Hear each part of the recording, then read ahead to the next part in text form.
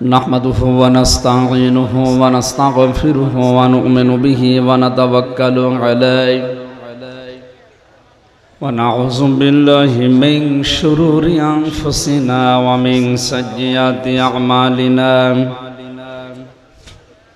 من يهدي الله فلا مضل له ومن يضلل فلا هادي له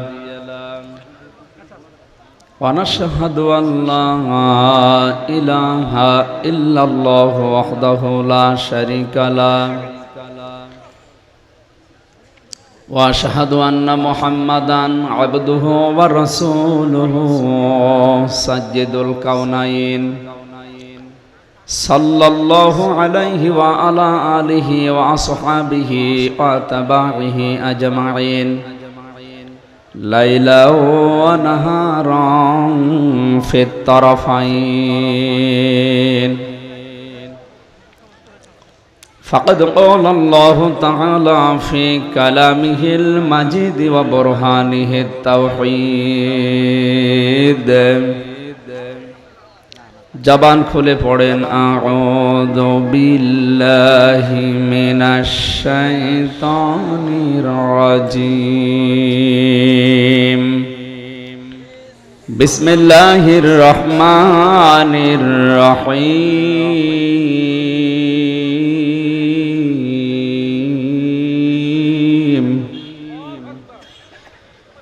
কুল্লু নাফসিন বিমা কাসাবাত রহিনা ইল্লা আসহাবাল ইয়ামিন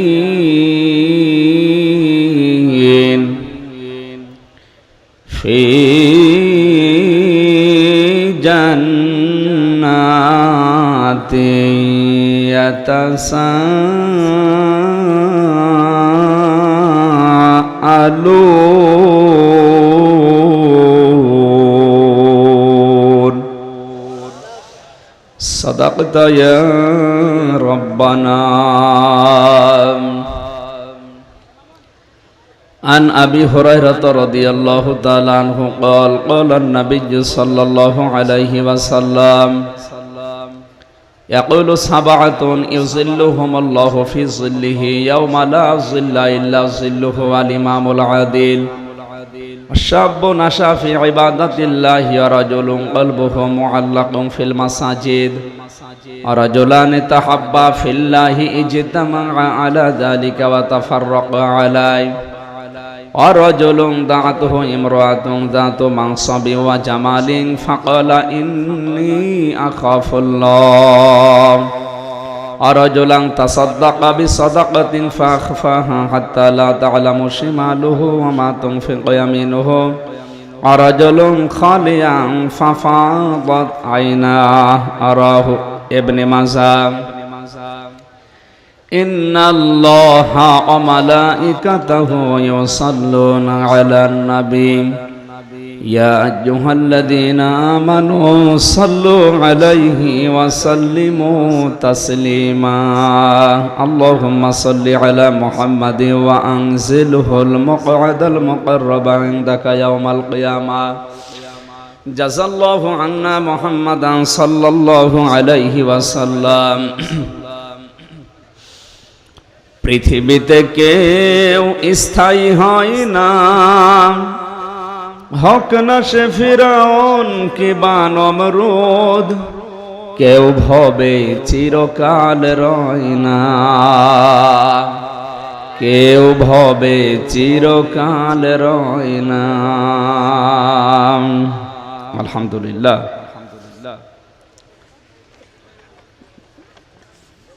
চলাফেরা কথাবার্তারা এই দুইটা বন্ধ করে যে যেখানে দাঁড়িয়ে আছেন দাঁড়িয়ে থাকেন যদি জায়গা না পান আর বসে আছেন বসে থাকেন মোবাইল যাদের আছে বন্ধ করে রাখেন 1-1.5 ঘন্টা আমরা 1-1.5 ঘন্টা সময় কথা বলবো ইনশাআল্লাহ বাংলাদেশের ঐতিহ্যবাহী জেলা সিরাজগঞ্জ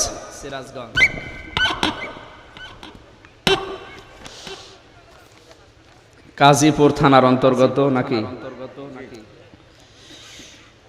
ডিগ্রি দৌড়তা ফরকানিয়া মাদ্রাসার উদ্যোগে ষষ্ঠ বাৎসরিক তাফসিরুল কোরআন মাহফিলের স্বনামধন্য সভাপতি কি লিখেছেন এখানে? তাফসিরুল কোরআন মাহফিল, তাফসির করার দায়িত্ব রাসূলের। কার? ওয়ালা ইয়াতুনাকা বিমাসালিন ইল্লা জিনাকা বিল হাক্কি ওয়া আহসানা তাফসীরা।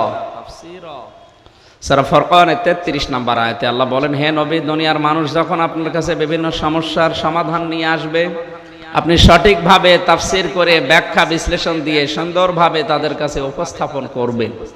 তাহলে কোরআনে কারিমের তাফসীর করার দায়িত্ব রাসূলের। কার? বলেন বলেন। এখন রাসূল আছে? নেই। এই দায়িত্বটা এখন পালন করবে ওলামা ইকরাম। বিশ্বনবী জানিয়েছেন, আল উলামা ওয়ারাসাতুল আম্বিয়া।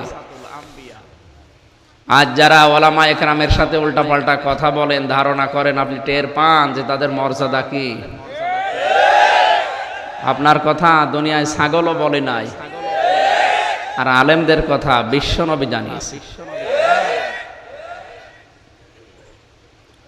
নবীজি এখন থাকলে এখন যে সমস্যা চলছে বাংলাদেশে, এই সমস্যার সমাধান তিনি দিতেন না দিতেন না? সেই সমস্যার সমাধান যদি এখন তার নায়েব যারা, ওয়ারিস যারা, আলেম যারা দেয়, আপনাকে মানা লাগবে যদি আপনি মুসলমান দাবি করেন। যদি বলেন না ওগুলোই নেই, আমি এমনি আগা কাটা ছিল, তাহলে আপনার জন্য আমি আর কি বলি? আপনি শুধু ওই খতনা করা মুসলমান হলে হবে? কারণ খতনা ওই ছাগলেরও করা। ছাগলের খতনা করা নেই? মুসলমান অবশ্য না। ছাগল কি হিন্দু নাকি? আপনি ছাগল মার্কা মুসলমান হবেন না। আলেমরা আজ জীবনের উপরে ঝুঁকি নিয়ে কথাগুলো বলতে চায় এই কারণে, কারণ তারা জানে যে আমি নবীর ওয়ারিস, আমি আবু জেহেলের ওয়ারিস না। যে সত্য জানার পরও আমি গোপন করে রাখবো। পৃথিবীতে বড় জালেম আল্লাহর কাছে ওই লোকটা, ওমান আযলামু মিম্মান কাতামা শাহাদাতান ইনদাহু মিনাল্লাহ। সূরা বাকারার 140 নম্বর আয়াতের প্রথম অংশে আল্লাহ বলেন, বড় জালেম দেখতে চাও? সবচাইতে বড় জালেম আমার দৃষ্টিতে ওইটা যার কাছে কোরআনের জ্ঞান আছে কিন্তু দুনিয়ার স্বার্থে গোপন করে রাখে। আর এই আলেম এখন এই দেশে কিন্তু দিন দিন বাড়ছে। এই জন্য বাস্তবতা এইটা। আপনি তাফসীরুল কোরআন মাহফিল লিখে দিয়েছে, নাকি বুঝে লিখেছে নাকি আতঙ্কে? বুঝে যদি লিখে থাকেন আমরা তাফসীর করব ইনশাআল্লাহ। আপনাকে সহ্য করার মতো মন মানসিকতা থাকা লাগবে। আর যদি বলেন না এটা দরকার নাই, ওরস শরীফ করেন। আমি ওরস শরীফের যে টান ওইগুলো জানি। ওরসে আমি তো গেছি, দেখি যাই রে টান দিচ্ছে। এই জন্য ওরসে বাধা নাই কেন? কারণ ওরসে যেগুলো বলা হয় ওর উপরে থাকে না। ওরসে বলা হচ্ছে কুল হু আল্লাহু আহাদ, হে নবী আপনি বলেন আল্লাহ এক। এ পর্যন্ত ঠিক আছে। এরপরে আস্তে করে লাইন কেটে চলে যায় আসমানে। এই নবী কোন নবী? এ নবী ফাতেমার বাবা। এ ফাতেমা কে? হোসাইনের মা। এ হোসাইন কে? কারবালায় শহীদ হয়েছিল। আপনাদেরকে এখন হোসাইনের কাহিনী শোনাবো মাত্র 2 ঘন্টা। আয়াত পড়েছে কি? কুল হু আল্লাহু আহাদ। আর তাফসীর হচ্ছে হোসাইন। এই জন্য ওদের কোনো বাধা নেই। আর বাতিলরা জানে যে এ কোনো সমস্যা নেই, কারণ এ যা বলছে এর কথায় নিজেই আমল করে না। বললো কি আর করছে কি? সুতরাং ও যা করছে করে যাক, আমাদের অসুবিধা নেই। আমরা ওই রকম কথা বলবো না ইনশাআল্লাহ। তাফসীরুল কোরআন মাহফিল লিখে দিয়েছেন, এটা রাসূলের দায়িত্ব ছিল। আজ যে সমস্যার সম্মুখীন আমরা হয়েছি বিশেষ করে বাংলাদেশে, এই সমস্যার সমাধান আমরা কোরআন দিয়ে করতে চাই। সুতরাং যারা আছেন তারা নবীর ওয়ারিসদের কথা মেনে নেবেন। এদের সম্মান এত বেশি দিয়েছেন নবীজি। আল্লাহর নবী বলেন, ফাদলুল আলিমি আলাল আবিদি কা ফাদলি আলা আদনাকুম। পৃথিবীতে যত আবেদ আছে, যত বান্দা আছে, এর ভেতরে আমি রাসূলের মর্যাদা যেমন তামাম দুনিয়ার সাধারণ মানুষের উপরে একজন আলেমের মর্যাদা ওই রকম। সুবহানাল্লাহ। এখন আলেম তো আবার হওয়া লাগবে নাকি? নামের আগে মাওলানা ওই জিয়াউল হাসানের মতো লিখে দিলে হবে? ওর নামেও তো মাওলানা লেখা আছে। আল্লাহর নবী বলেন, আলেমদের মর্যাদা শোনো দুনিয়ার মানুষ। তাম পৃথিবীর আকাশে যে তারকাগুলো দেখতে পাও, এর ভেতরে সূর্যের মর্যাদা যেরকম, একজন আলেমের মর্যাদা আমার আল্লাহর কাছে ওই রকম। এজন্য আলেম হিসাবে আমরা যেহেতু দায়িত্ব পেয়েছি, নবীর ওয়ারিস হিসাবে ইখলাসের সাথে কথা বলবো, আপনিও অন্তত অন্তর দিয়ে শুনবেন। আল্লাহ যেন তাফসীরুল কোরআন মাহফিলে আসাটা ইবাদত হিসাবে গণ্য করেন, জোরে বলেন আমিন। এ মাহফিলের সভাপতি সর্বজন শ্রদ্ধাভাজন ব্যক্তিত্ব জনাব আব্দুর রশিদ দামাত বারকাতুহুমুল আলিয়া অসুস্থ আছে না, দোয়া চেয়েছে আজকে আমার কাছে, আল্লাহ যেন শেফায়ে কামেলা আজেলা দান করেন, জোরে বলেন আমিন। এতক্ষণ যারা আলোচনা রাখলেন সেই কুমিল্লা চাঁদপুর থেকে আগত ইসলামিক চিন্তাবিদ জনাব হাফেজ মাওলানা আবু বকর মোহাম্মদ তাহের, আলোচনা রাখলেন হাফেজ মাওলানা মাসুদুর রহমান, প্রধান অতিথি শাইখুল মাশায়েখ মাননীয় জাতীয় সংসদ সদস্য প্রকৌশলী মোহাম্মদ তানভীর শাকিল জয় দামাত বারকাতুহুমুল আলিয়া, যে দায়িত্ব তিনি পেয়েছেন সততার সাথে পালন করার তৌফিক যেন আল্লাহ দান করে। বিশেষ অতিথিবৃন্দ, অনেকগুলো মানুষের নাম দেখতে পাচ্ছি, একবারে দোয়া করলাম এদের জন্য, ওয়ারাফা'না লাকা যিকরাক, আল্লাহ এদের সম্মান মর্যাদা যেন আরো বাড়িয়ে দেয়। বলেন বলেন মঞ্চে বসায় মাহফিলে যার মাধ্যমে আসলাম, ঢাকার সন্তান মাওলানা আবুল কাশেম মোহাম্মদ, মঞ্চে বসা ওলামা ইকরাম, সামনে বসা মুসলমান ভাইরা, পর্দার আড়ালের সম্মানিতা মা এবং বোনেরা, প্রশাসন তো মনে হয় আসেনি, আসবে কি করে,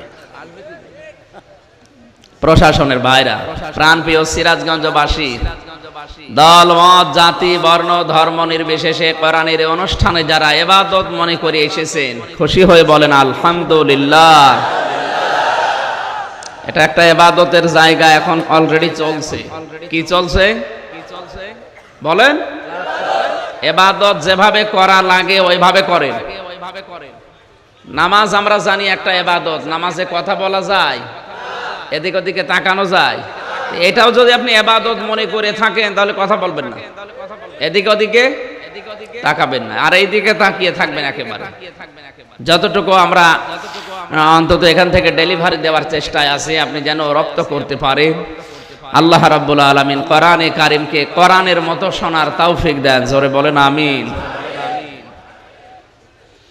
বিশ্বনবীকে আল্লাহ জানিয়েছেন, কুল উহিয়া ইলাইয়া আন্নাহু ইসতামা'a নাফারুম মিনাল জিন্নি ফাকালু ইন্না সামি'না কুরআনান আজাবা। নবী আপনি বলুন, আমার প্রতি ওহী করা হয়েছে যে জিনদের একটা দল যখন কোরআন তেলাওয়াত শুনেছে, তারা বলতে বাধ্য হয়েছে যে আমরা আশ্চর্য কোরআন শুনলাম। এই আয়াতের ব্যাখ্যায় মুফাসসির লিখেছেন, বিশ্বনবীর কণ্ঠে জিনদের একটা দল কোরআনে কারিম তেলাওয়াত শুনেছিল মাত্র 8-10 মিনিট। সেটা সূরা রহমান। সূরা রহমান তেলাওয়াত শোনার পরে জিনেরা 3টা কথা বলতে বাধ্য হয়েছিল। এক নম্বরে ফাকালু ইন্না সামি'না কুরআনান আজাবা, এমন আশ্চর্য কোরআন শুনেছি যেটা এর আগে আমাদের কোনো কিতাব এভাবে আকর্ষণীয় করতে পারে নাই। যে সমস্ত জিনরা এ কথা বলছে তাদের বয়স 1500, 2000, 5000 বছর। যারা জাবর শুনেছে, ইনজিল শুনেছে, তাওরাত, ওগুলো আসমানি কিতাব, ওগুলো শোনার পরে তারা আশ্চর্য হয়নি। কোরআন শোনার পরে যত আশ্চর্য হয়েছে। প্রশ্ন করা হচ্ছে, পৃথিবীতে 4500 ধর্ম আছে, প্রতিটি ধর্মের কম বেশি ধর্মীয় গ্রন্থ আছে। দুনিয়ার কোন ধর্মীয় গ্রন্থের কথা এত আলোচনা করা হয় না। কোরআনের কথা বললেই মনে হয় এটা ঐশী বাণী। কার বাণী? খ্রিস্টানদের। ওরা ঈশ্বর বলে যাকে ডাকে, ওনারা যার কিতাব পেয়েছেন, আমরা যাকে আল্লাহ বলে জানি তার নাম ইনজিল। নাম কি?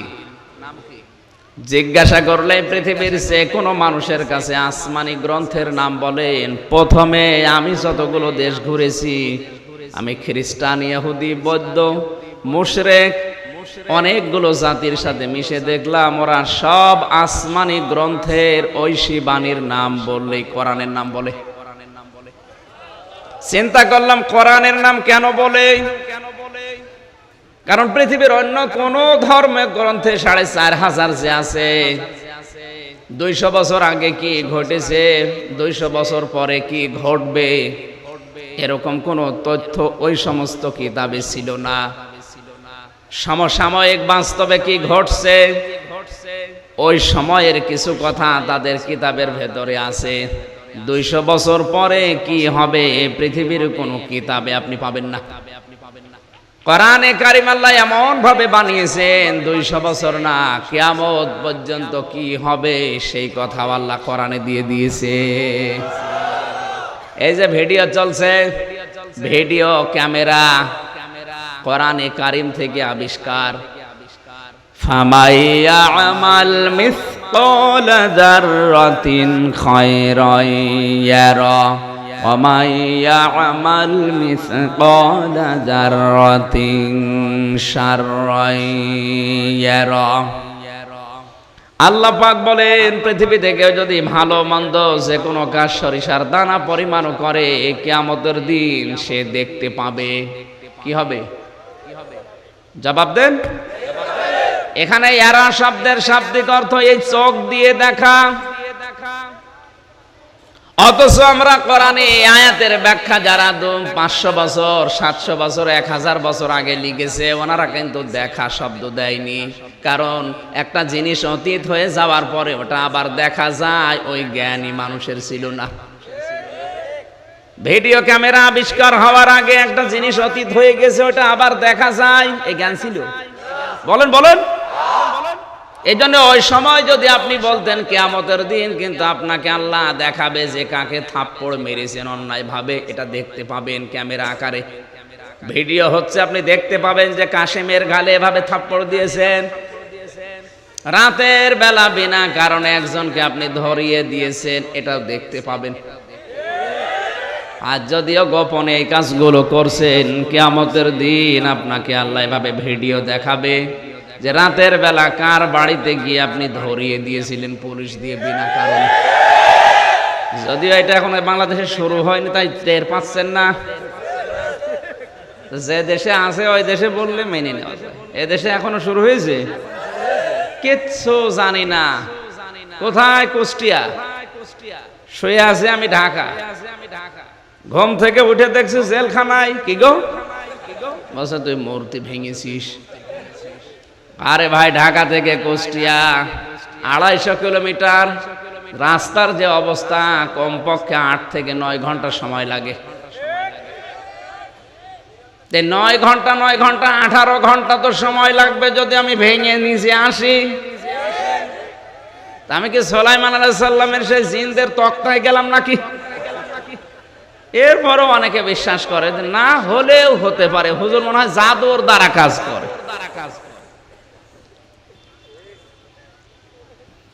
জেলখানায় ঠিক ভালোভাবে আছি, হঠাৎ জেলে ঘুমিয়ে ঘুম থেকে চোখ খুলে দেখছি নিচের ঘরে। কি গো, কে নিয়ে আসলো? বউ ডাক দিয়ে বলছে, দেখো তোমাকে যে ধরিয়েছে সে নিজেই তোমাকে ছাড়িয়েছে, মাঝখান থেকে আমার কাছে 50,000 টাকা নিয়েছে। জোরে বলেন সুবহানাল্লাহ। এটা কিন্তু এখনো দেশে শুরু হয়নি, হতে পারে, তাই আমি আন্দাজে বললাম। হ্যাঁ, চলছে।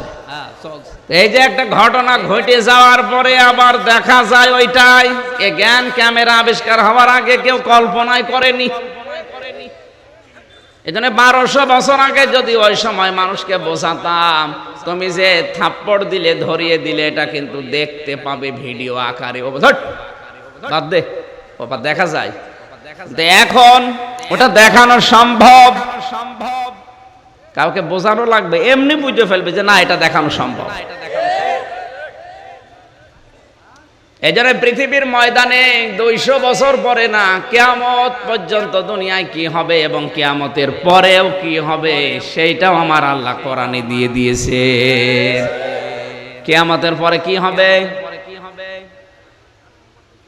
কিয়ামতের পরে কি হবে আজকের তেলাওয়াত কিন্তু আয়াতগুলোতে আছে, আমরা যাব ইনশাআল্লাহ। আল্লাহ পাক জানিয়েছেন কিয়ামতের ওই বিশাল ময়দানে আমি আল্লাহ নিজে একটা অনুষ্ঠান বা এভাবে করব, নিজেই থাকবো ওই অনুষ্ঠানের সভাপতি, বিশ্ব নবীকে বানাবো প্রধান অতিথি। দাউদ আলাইহিস সালাম তার কণ্ঠ দিয়ে সূরা তাহা তেলাওয়াত করে অনুষ্ঠান উদ্বোধন করবেন। জান্নাত যারা পাবে তারা থাকবে ওই ময়দানের শ্রোতা। মুহাম্মদুর রাসূলুল্লাহ তেলাওয়াত করবেন কোরআনে কারীমের সবচাইতে সুন্দর সূরা যেটা আর রহমানু আল্লামাল কোরআন খলাকাল ইনসানা আল্লামাহুল বায়ান।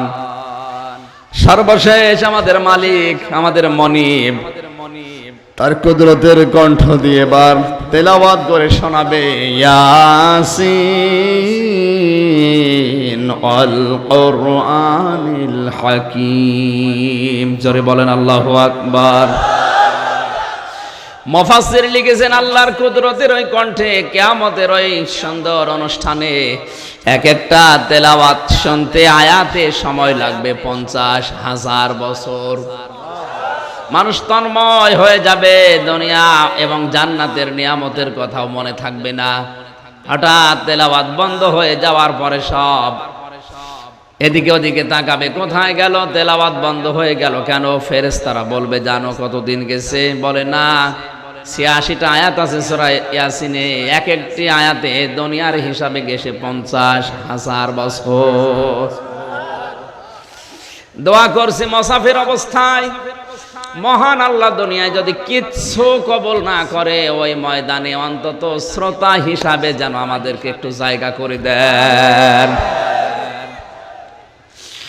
সিরাজগঞ্জবাসী, আমি বলছিলাম 4,500 ধর্মীয় কিতাব আছে দুনিয়াতে, কোন কিতাব শুনলে মানুষ আশ্চর্য হয় আমি অন্তত পাইনি। বাংলাদেশ সহ বিশ্বের কতগুলো দেশে বিভিন্ন কনফারেন্সে অনুষ্ঠানে গিয়ে দেখি ওদের ধর্মীয় গ্রন্থগুলো পড়ে, মানুষ এমনি শোনে, কথাও বলে। কোরআনে কারীম যখন আরম্ভ হয় কথা তো বলা দূরের কথা, মনে হয় যে এখানে চাতক পাখির মতো মানুষ আল্লাহর কালাম শুনছে। 1,500 বছর আগে নবীজির কণ্ঠে জিনেরা মাত্র 8 থেকে 10 মিনিট সূরা রহমান তেলাওয়াত শুনে তারা বলেছে ফাকালু ইন্না সামি'না কুরআনান আজাবা, অবশ্যই আমরা আশ্চর্য কোরআন শুনলাম। এতটুকু বলে জিনেরা শেষ করেনি, খেয়াল করেন আয়াতের দিকে, ইয়াহদি ইলার রশদি ফামান্না বি ওয়ালান নুশরিকা বিরাব্বিনা আহাদা। কোরআন শোনার পরে জিনেরা বলতে বাধ্য হয়েছে যে আমাদেরকে কোরআন হেদায়েতের পথ বলে দিয়েছে। শুধু বলেই দেয়নি, হেদায়েতের পথ পাওয়ার জন্য কি করা লাগবে ওই রাস্তাগুলো এখন আমরা দেখতে পাচ্ছি। কারণ হেদায়েত দেওয়ার মতো একচ্ছত্র মালিকানা আমার আল্লাহ, আর তিনি দিয়েছেন এই কোরআনকে। এই জন্য কোরআনের অনুষ্ঠানে আসার পরও যদি কারো মনের পরিবর্তন না হয় বুঝতে হবে ওর কপালে আর হেদায়েত নেই। কথা বুঝতেছেন? কারণ এও যদি আপনাকে হেদায়েত দিতে না পারে, জান্নাতের পথ দেখাতে না পারে, কে পারবে দুনিয়ায়? আর কেউ নেই। আছে কেউ? মানে তাবাআল হুদা বিগাইরিল কোরআন আদাল্লাহুল্লাহ। নবীজি বলেন কোরআন বাদ দিয়ে যদি কেউ হেদায়েত পাওয়ার জন্য কোন জায়গায় হাঁটে, আল্লাহ পাক হেদায়েতের রাস্তা থেকে তারা ছিটকে ফেলে দেয়। একটু খেয়াল করে দেখেন তো, আদাল্লাহুল্লাহ, দল্লা শব্দ না দিয়ে আদাল্লা দিয়েছেন। দল্লা দিলে আপনি নিজেই রাস্তা থেকে ছিটকে পড়ে গেছেন, এরকম অর্থ আসতো। আদাল্লা শব্দের বাংলা অর্থ দাঁড়ায় আপনি ভালো হওয়ার নিয়তেই যাচ্ছিলেন কোনো জায়গায়, কিন্তু কোরআন সেখানে ছিল না, এই জন্য আল্লাহ আপনাকে ধাক্কা দিয়ে রাস্তা থেকে ফেলে দেয়। এই হাদিসের বাস্তব প্রমাণ আজ বাংলাদেশ। কাউকে ছোট করার জন্য, খাটো করার জন্য, এই প্রতিপন্ন করার জন্য বলছি না। 48,000-এর উপরে এখন বাংলাদেশে পীর। হাতে গোনা কয়েকটা দরবার বাদ দিয়ে কোনো দরবারে কোরআন চলে না। ওখানে চলে শুধু ওদের বাবার নিয়ম, দাদার নিয়ম। এই জন্য মানুষ কিন্তু ভালো হওয়ার নিয়তে যায়, ভালো হওয়ার নিয়তে যাওয়ার পর আরো খারাপ হয়, কারণ কোরআন নেই। আমার কুষ্টিয়ার লালনের মাজারে যারা যায় খারাপ নিয়তে যায় না, ভালো নিয়তে যাচ্ছে, কিন্তু ওখানে কোরআনের কোনো নিয়ম নীতি চলে না। আগে বিড়ি খাইতো না, এখন বিড়ি খায়। আগে গাঁজা খাইতো না, এখন খায়। তার মানে ভালো হয়েছে না খারাপ হয়েছে? এই খারাপ বানাইলো কে? অবশ্য শয়তান।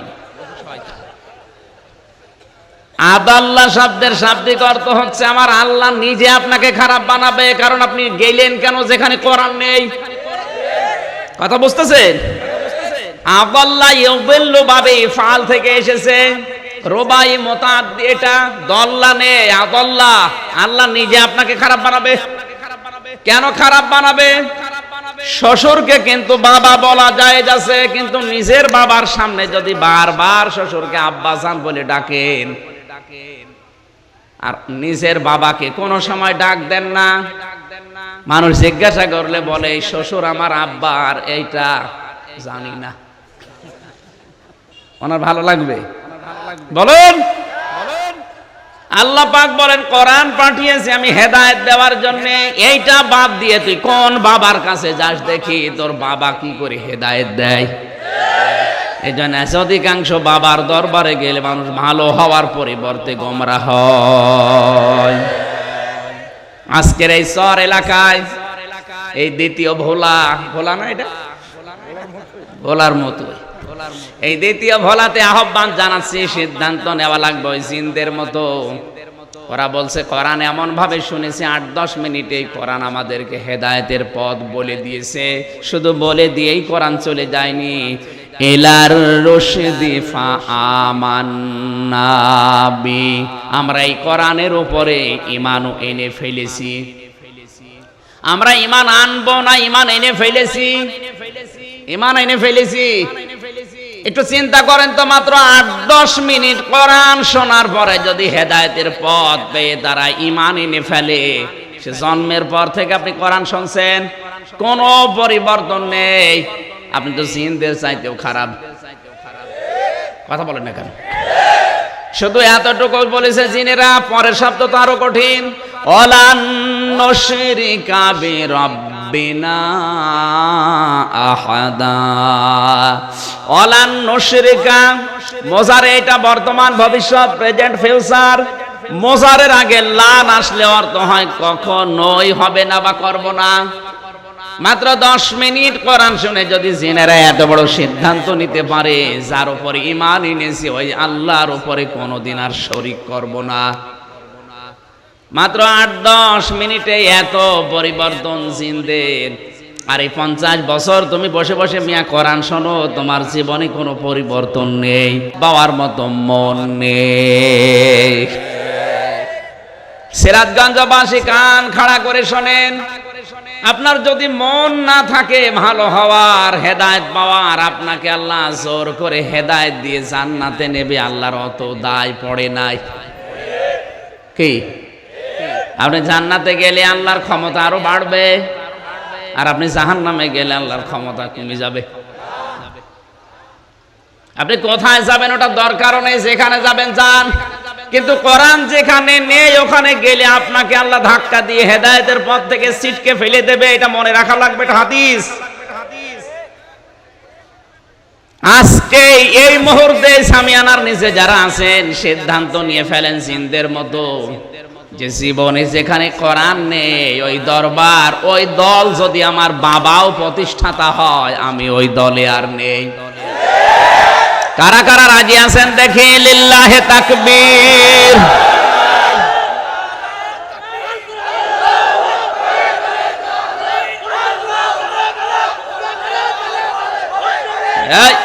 বসে আন্দাজে আবেগে হাত তোলো। যা বললাম এ কথা যদি ঠিক রাখতে পারে তো এই দেশে ইসলাম ছাড়া আর কিছু চলার কথা। হাত তুললেন কোন কারণে? আবেগে হাত তুললে হবে না, বিবেক দিয়ে কাজ করা লাগবে। আবেগে হাত তুললে বলতে অনেকে ঠ্যাং তুলে ফেলে, আর এখান থেকে চলে গেলে যা না, এরকম মাহফিল দরকার নেই। আমরা আধা ঘন্টা কথা শুনবো, কিন্তু কোরআন যেখানে নেই ওখানে আমি যাব না, সিদ্ধান্ত নিয়ে আমি হাত তুলেছি যেন আপনি ঠিক রাখতে পারেন কথাটা। এখন থেকেই ঠিক রাখা যাবে না। বাংলাদেশে যেই দলে কোরআন নেই, কোরআনের কর্মসূচি নেই, আমি ওখানে যদি থাকিও চলে আসবো, নাই কিন্তু হেদায়েত পাওয়া সম্ভব না। সত্যি আপনি ঠিক বলছেন না, চামড়ার মুখ তো খালি বেরিয়ে যায়। সাহাবায়ে কেরাম আল্লাহর দরবারে কবুল হয়েছিলেন 7টা কারণে। তার 1 নাম্বার কারণ ছিল ওনারা মুখ দিয়ে যেটা বলতেন ওইটা ওনাদের মনের কথা। আর আমরা মুখ দিয়ে যেটা বলি এটা মুখের কথা, মনে আরেকটা আছে। এই জন্য আমরা আল্লাহর দরবারে কবুল হতে পারি না। কথা বলেন ঠিক কিনা? সিরাজগঞ্জবাসী সাহাবায়ে কেরামের প্রতি আল্লাহ রাজি হয়ে যদি রাদিয়াল্লাহু আনহুম নাজিল করে, তা আমাদের জন্য অন্তত কিছু দেখানো দরকার। কিছুই দেখাই না, কারণ আমাদের মুখের কথার সাথে মনের কথার কোনো মিল বলেন নেই। যে তার প্রমাণ আমি নিজে দেখেছি কাবা শরীফে। কাবার গিলাফ ধরে একজন হাজী সাহেব কাঁদছে, এরকম মুরব্বী, বলছে আল্লাহ তুমি আমারে তুলে নাও। তুলে নাও মানে? বাড়ি কোথায় আপনার? বাংলাদেশে। বাংলাদেশে কোথায়? নোয়াখালী। একেবারে জায়গা মতো। তা ওবায়দুল কাদেরের এলাকায় কোম্পানিগঞ্জ। বললাম কি? বলছে আমি মরবো। মরবেন মানে?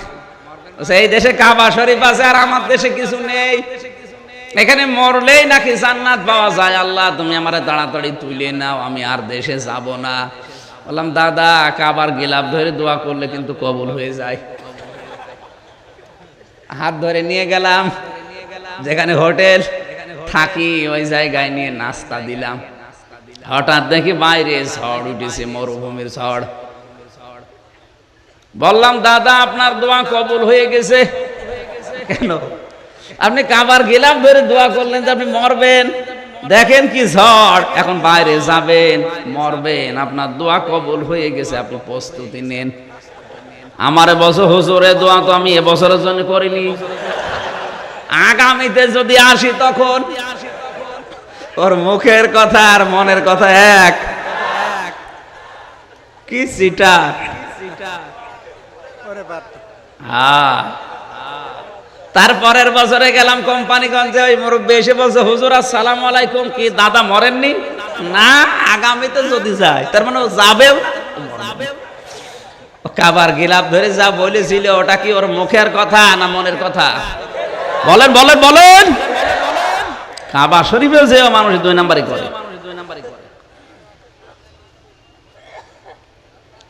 আপনি কিন্তু আল্লাহ শব্দের ব্যাখ্যা শুনে বুঝে চিন্তা ভাবনা করে হাত তুলেছেন। এরপরেও যদি আপনি নিজের কথাটা নিজে না রাখেন, তাহলে বুঝতে হবে আপনার মুখের কথার সাথে মনের কথার কোনো মিল নেই। আপনি ওই হাজী সাহেবের ভাইরা ভাই না মানে আশা করছে কথা যারা দিলেন অন্তত তারা ঠিক রাখেন, অন্য যারা হাত তোলেনি তাদের কথা বাদ। যারা হাত তোলেনি ওরা খুশি যে কাজ হয়েছে, হাত তো তোলেনি। অর্থাৎ হাত না তুলে থাকে ওকে আমার আল্লাহ নিজে হেদায়েতের রাস্তা থেকে ছিটকে ফেলে দেবে। কথা বুঝতেছেন? আমি আবার বলছি, কোরআন শুধু পড়লে শুনলে বুঝলে লিখলেও আপনি হেদায়েত পেয়ে জান্নাত যাবেন এমন কোনো কথা আল্লাহ কোরআনে দেয়নি। এই জন্য আমরা গিরিশচন্দ্র সেনের জীবনী দেখেছি, ও কোরআন পড়েছে, বুঝেছে, লিখেছে, এরপরেও কোরআন থেকে হেদায়েত পায়নি, ওর মন ছিল না। এই যে নরসিংদী শিবপুরে বাড়ি বেটার পুরা কোরআন শরীফের বঙ্গ অনুবাদ শুধু না, ও তাফসির পর্যন্ত লিখেছে। তাফসীর যারা লেখে অবশ্যই তাদের যোগ্যতা কোরআনের উপরে আমাদের চাইতেও বেশি। কথা বলেন না কেন? কোরআনের প্রতিটি শব্দের অর্থ তার আয়ত্তে থাকা লাগবে, তার একটা শব্দের একটা না অধিক অর্থ তার জানা থাকা লাগবে। এদিকে খেয়াল করেন, আজকের সভাপতি উনি আলেম নাকি?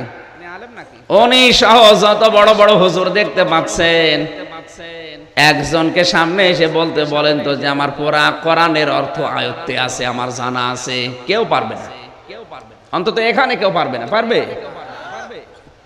আমারও সম্ভব না, আমি পড়েছিলাম কিন্তু আমার মনে নেই, আমার আবার দেখা লাগবে।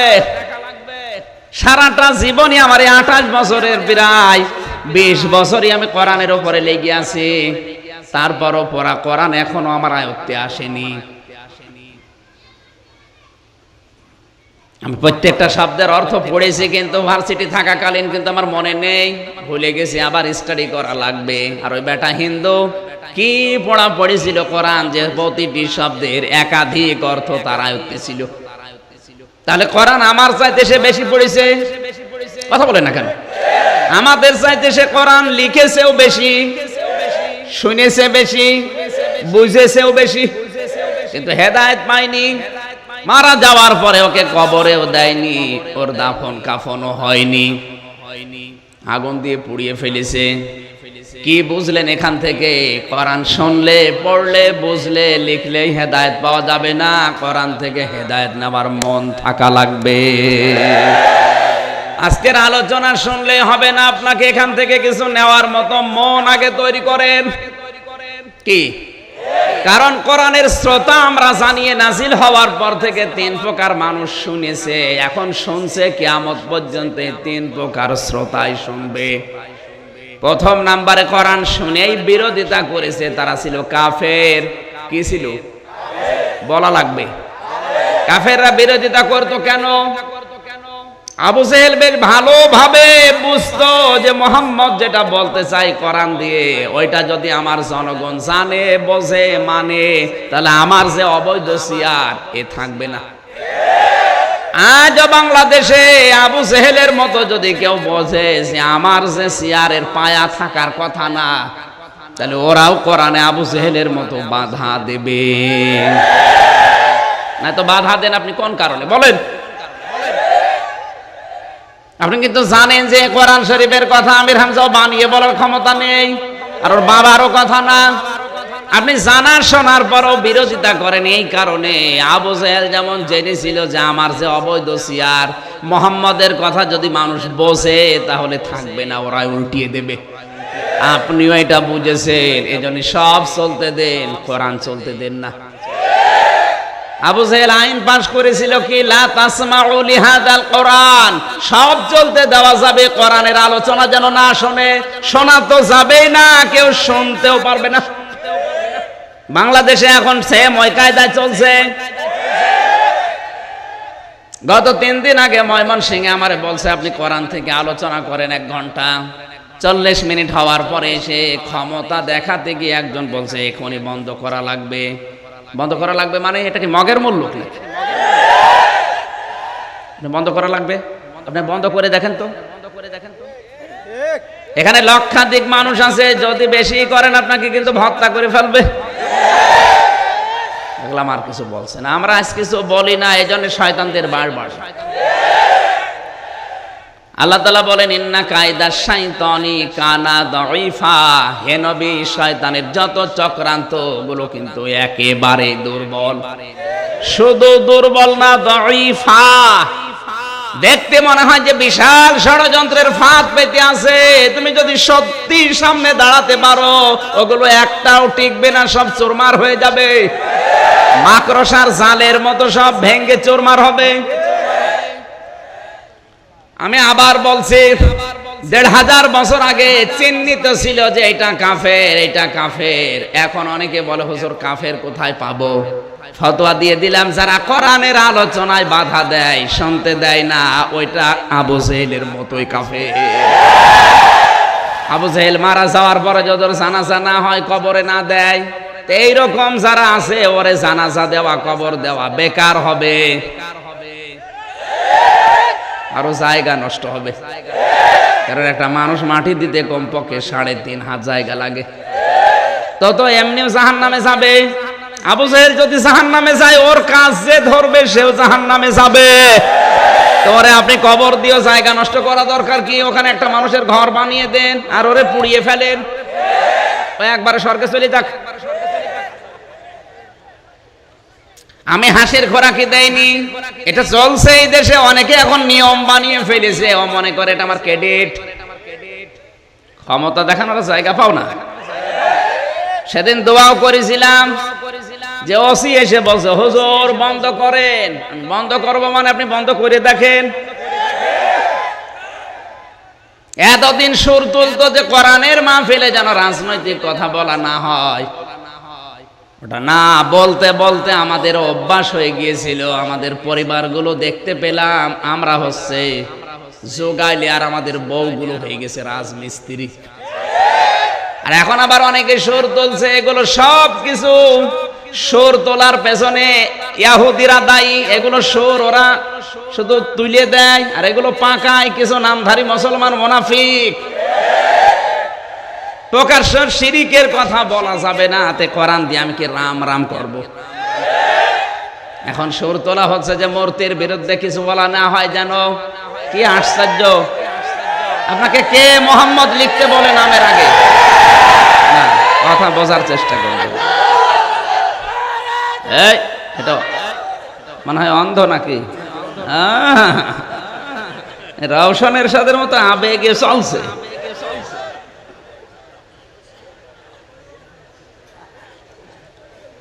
না, আবেগ না, আপনি বাস্তবতায় বোঝেন তো ভাই।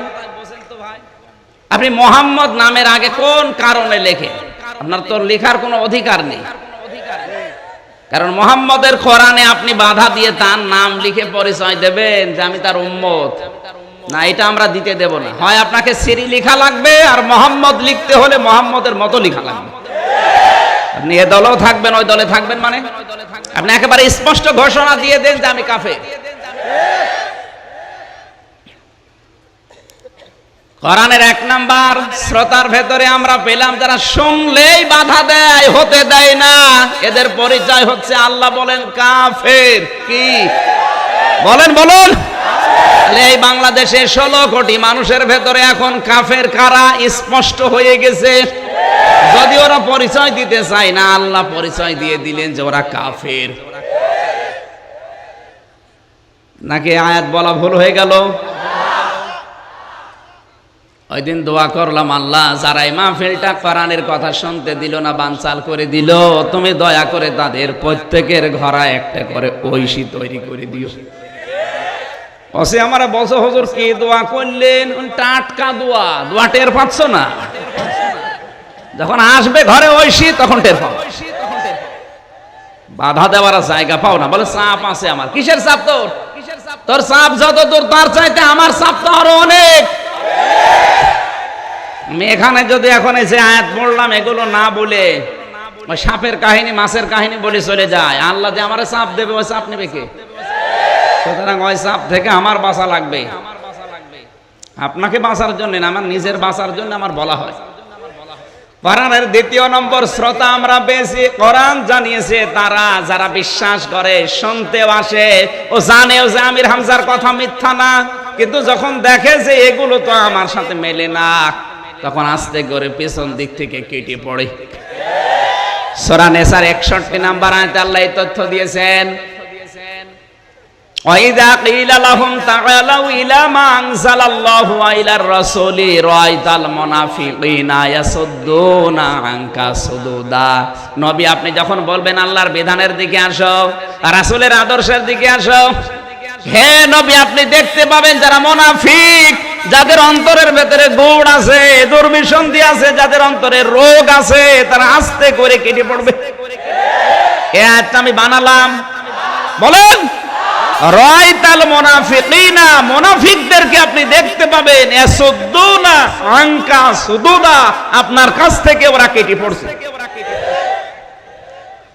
আমার তো মনে হয় 1500 বছর আগে আয়াতটা নাযিল হলেও এই সিরাজগঞ্জের মানুষের অবস্থা দেখে মনে হয় এই মাত্র কেবল নাযিল হইল। দেখেন কোনটা ওঠে, যেটা উঠবে বলবেন ওইটা টাটকানির ভেজাল মুনাফিক। দেখেন তো কে উঠছে নাকি? কে উঠবেন আমি জানি, অন্তত এখন তো উঠবে না। কে উঠবেন না ভাই?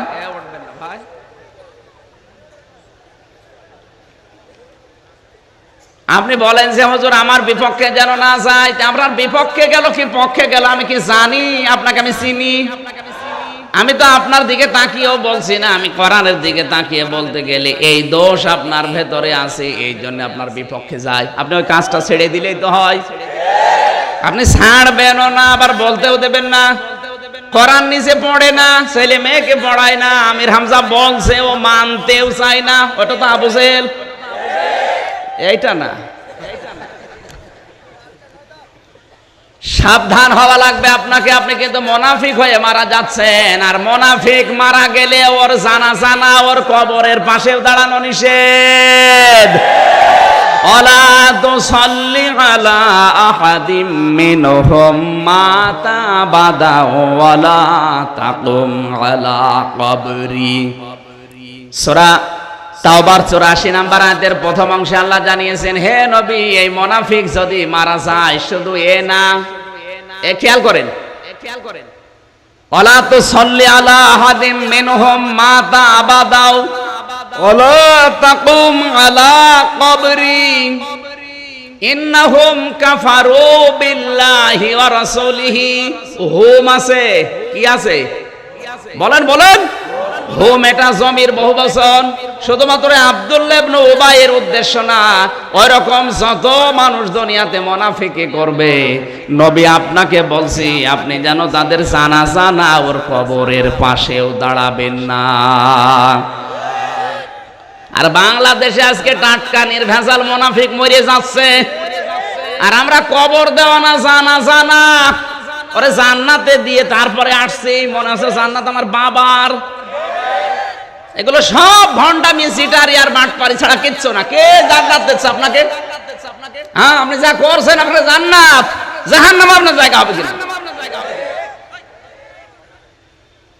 বাস্তবতা আপনাকে বুঝতে হবে। ও যারা গরু ছাগল জবাই করে খেতে দিতে বলে, এগুলো একটা ভণ্ডামি। এই এদিকে তাকান, এবার একটা কথা বলছি, কি সমস্যা কি? প্রশ্ন কারো থাকলে মোনাজাতের 5 মিনিট আগে দেবেন, এখানে ওঠাউঠি করবেন না। যা আসবে 5 মিনিট আগে এখানে পৌঁছিয়ে দেবেন, এখন না। এখন বসেন, কি বলছে এগুলো বোঝার মতো ক্ষমতা নেই, খালি বাইরে যেয়ে গেবত করে। মৃত মানুষের পক্ষ থেকে যদি কিছু করা হয়, ওইটা হচ্ছে সাদাকা। ওইটা কি? এখানে আলেম নেই? এই যে হুজুর, জিজ্ঞাসা করেন তো, মৃত মানুষের পক্ষ থেকে যা করা হয় ওইটা আরবিতে কি বলে? সাদকা। আর সাদকার মাল খাওয়া জায়েজ আছে এতিম, মিসকিন, অসহায়, ফকির। এই কথা বলেন না কেন? এই যে মাওলানা আবুল কাসেম, ওনার দাদা মারা গেছে মনে করেন, উনি যদি বলে আমার দাদার পক্ষ থেকে আমি 5000 মানুষকে খানা দেব, খানা করে না? এই 5000 মানুষের ভেতরে আমিও আছি, আমি 5 আড়ো গাড়ি নিয়ে গেলাম, আমি তো এতিম। হ্যাঁ, সভাপতি নিয়ে গেছে প্যারাডো, এতিম। এতিম মা বাবা আছে ওনার? আছে নে, বুড়ো এতিম। এইরকম এতিমদেরকে খাওয়ালে ও খানা হবে, কারণ ওই মাল তো আমার জন্য জায়েজ না, ওটা খাবে এতিম আর মিসকিন। এই কথা বলেন না কেন? উনি যদি এখন 1000 টাকা নিয়ে বলে, আমির হামজা আমার দাদা মারা গেছে, 1000 টাকা দিলাম সাদকার টাকা, আপনি নিয়ে যান। কি 5 গাড়ি নিয়ে আসলাম, সাদকার টাকা নেব। সভাপতিরে যদি বলে দাদা আমার দাদা মারা গেছে, আপনাকে আমি 2000 টাকা দিলাম, সাদগার টাকা নেন, নেবে? অথচ এই 3000 টাকা দিয়ে যদি বাজার করে আমাদের 2 জনকে দাওয়াত দেয়, দরকার হয় পায়জামা ঢিল করে খাবো। জিনিস কিন্তু একই, আগেরটা টাকা ছিল, পরেরটা খাবার। এই কথা বলেন না কেন? এটা চলছে না এলাকায়? খানা দেন, আমি নিষেধ করছি না, মানুষ মারা গেলে খানা খাওয়াবেন। কাদের? যারা এটা খাওয়ার হকদার। আপনি যাদেরকে দাওয়াত করে এনেছেন, ওগুলোর মধ্যে 100টার প্রায় 95টাই অধিকার নেই খাবার। আর যাদের খাওয়ার অধিকার ওরা পায় না, শেষে থালা বাড়ি দিতে দিতে বাড়ি চলে যায়। না, এগুলো বন্ধ করা দরকার। আমি আবার বলছি, মুনাফিক হচ্ছে তারা যারা বিশ্বাস করে কোরআন আল্লাহর কিতাব, শুনতেও আসে, কিন্তু যখন দেখে যে বাস্তবে ওর সাথে একটাও মেলে না, কারণ ও যা রাজনীতি করে কোরআনের সাথে মিল নেই, ও যে বউ চলে ওর বউ চলা কোরআনের সাথে মেলে না। কথা বলে না কেন? একটাও যখন মিল পায় না তখন মনে হয় হুজুরকে খেয়ে ফেলবে।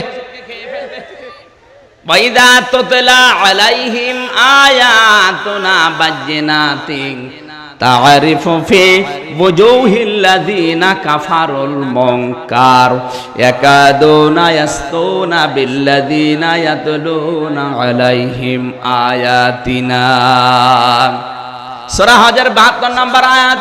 আল্লাহ পাক বলেন, হে নবী, যখন আপনি তেলাওয়াত করে স্পষ্ট দলিল আর প্রমাণ তাদের সামনে বলবেন, কাফের যারা দেখবেন তারা মনে হয় আপনাকে খেয়ে ফেলবে।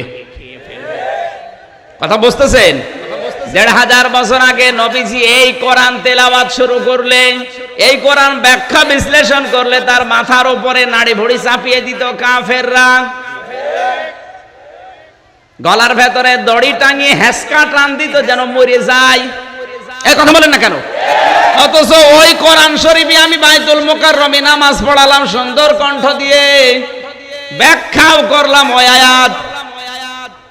আমার মাথার উপরে নাড়ি ভুড়ি দেওয়া দূরের কথা, গলার ভেতরে এই দড়ি দিয়ে হেসকা টানও দেয় না, আরো মাথার উপরে ফ্যান টাঙিয়ে দিচ্ছে। ফ্যানে হয় না, এসি লাগিয়ে দেয়। তাহলে বুঝতে হবে নবীজির ওই কোরআন পড়া আর আমার কোরআন পড়া এক না। মুনাফিক যারা, তাদের পরিচয় কি বললাম? কোরআন শুনতে আসে, বিশ্বাস করে, কিন্তু প্র্যাকটিক্যাল লাইফে যখন মেলে না তখন আস্তে করে দুইটা ধারণা করে, বলে যে হুজুর টেনে কথা বলছে, দ্বিতীয় নম্বর আস্তে পেছন দিক থেকে অ্যাবাউট টান করে চলে যায়। বাংলাদেশের সাথে এখন অনেকের জীবনে আয়াতটা মিলে গেছে। আমি আবার বলছি, মুনাফিক মারা গেলে আল্লাহর নিয়ম কি? তার কবরের কাছে যাওয়া যাবে না, ওর লাশের পাশে। এক কথা বলেন না কেন? এই দেশে চিহ্নিত মুনাফিক আপনি কিন্তু টের পাচ্ছেন। এরপরও যদিও আপনার দাদা হয়, মারা গেলে কবরের পাশে যান, দোয়া করেন, জায়েজ নেই, আল্লাহ নিষেধ করছে। আশা করছি এগুলো শুরু করেন এদেশ থেকে। এমনি নাস্তিক মোরতাদ রামবাম বেশি না, মাত্র কয়েকটা। একটু শক্ত হয়ে যান, দেখবেন এমনি টাইট হয়ে যাবে। এবার একটা নতুন তথ্য বলবো। 3 নম্বরে কোরআনের শ্রোতা হচ্ছে তারা যারা মুমিন। ইন্নামাল মুমিনুনা আল্লাযীনা ইযা যুকিরাল্লাহু ওয়াজিলাত কুলুবুহুম। খুব ভালো করে খেয়াল করবেন, এই আয়াতটা যদি আজকে বুঝে বাড়ি যেতে পারেন, অন্তত এই শহর এলাকায় যদি কোনো বেদাত থাকে, অন্তত একটা বেদাত দূর হবে। গল্প করছে কে? হ্যাঁ, গল্প করা যাবে না, এদিকে খেয়াল করেন। এতদিন যেভাবে শুনেছেন গতানুগতিক না, ওইভাবে না, একটু চিন্তা ভাবনা নিয়ে ঠান্ডা মাথায় শোনা লাগবে। আল্লাহ পাক বলেন সূরা আনফালের 2 নম্বর আয়াত, এটা আমি আল্লাহর দৃষ্টিতে মুমিন তো তারা। কে বলছেন? আল্লাহ। এই কথার ওজন টের পাচ্ছেন? আমি আল্লাহর দৃষ্টিতে মুমিন তো তারা, ওয়াজিলাত কুলুবুহুম, যাদের সামনে আমি আল্লাহর নাম উচ্চারণ করলে ওদের অন্তর কেঁপে ওঠে। কি কাঁপে? ইযা যুকিরাল্লাহু ওয়াজিলাত কুলুবুহুম, যখন তাদের সামনে আমি আল্লাহর আলোচনা হয়, আল্লাহর নাম বলা হয়, তখন তাদের অন্তরাত্মা কেঁপে ওঠে।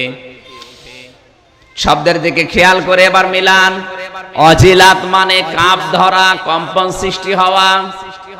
2 নাম্বার কুলুবুহুম, তাদের কলব কি কাঁপে? বলেন বলেন। এখন কলবটা কি?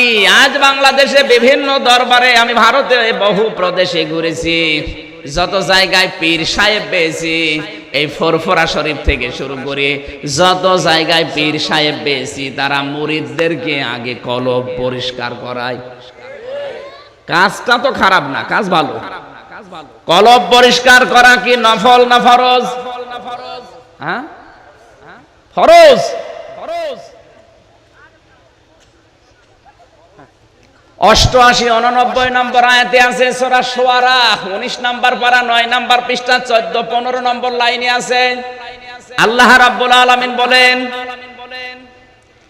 ইল্লা মান আতাল্লাহা বিকলবিন সালিম ওয়া উজলিফাতিল জান্নাতু লিল মুত্তাকিন। কিয়ামতের ময়দানে মাল সম্পদ সন্তানাদি স্ত্রী কিছু কাজে আসবে না, কাজে আসবে শুধু আমি আল্লাহর কাছে কলবে সালিম। কি আসবে বলেন বলেন? কলবে সালিম কাকে বলে? কলবে সালিমের যে ব্যাখ্যাগুলো আছে তার অন্যতম ব্যাখ্যা এই কলবে সালিম হচ্ছে ওইটা যার সামনে আল্লাহর নাম উচ্চারণ হলে তার আনন্দ লাগে, এক নাম্বার। দ্বিতীয় নাম্বার, তার শরীরের পশমগুলো খাড়া হয়ে যায়। 3 নাম্বার, একটা অদৃশ্য তৃপ্তি তাকে ঘিরে ধরে। কলবে সালিম এখানে আছে কিনা আপনি এখনই টের পাবেন।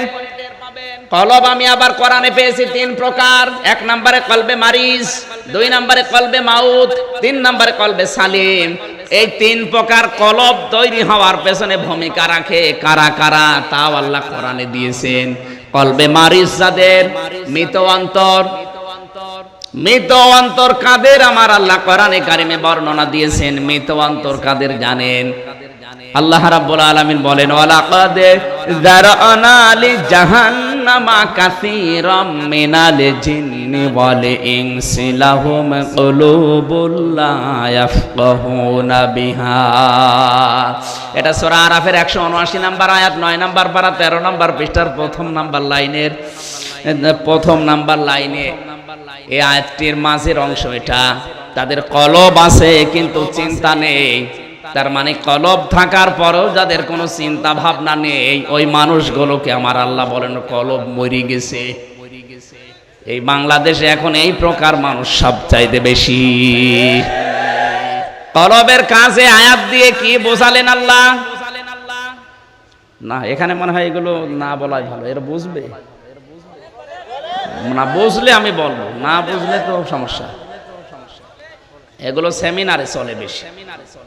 লাহুম কুলুবুল লা ইয়াফকাহুনা বিহা, তাদের কলব আছে কিন্তু চিন্তা নেই, তারা বোঝে না। তাহলে কলবের কাজ, হ্যাঁ বোঝা, চিন্তা করা, জবাব দেওয়া লাগবে ছাত্রের মতো। কলবের কাজ কি বলেন বলেন? আপনাকে কিন্তু আমি কলব পরিষ্কার এই শব্দ থেকে পর্যন্ত আসলাম। কলব কয় প্রকার বললাম? 1 নম্বরে কলবে মারিজ। না, মারিজ মানে অসুস্থ। মানুষের অন্তর অসুস্থ হয়ে যায় কখন, কি দিয়ে? সূরা বাকারার 10 নম্বর আয়াতে আল্লাহ তথ্য দিয়েছেন, লাহুম কি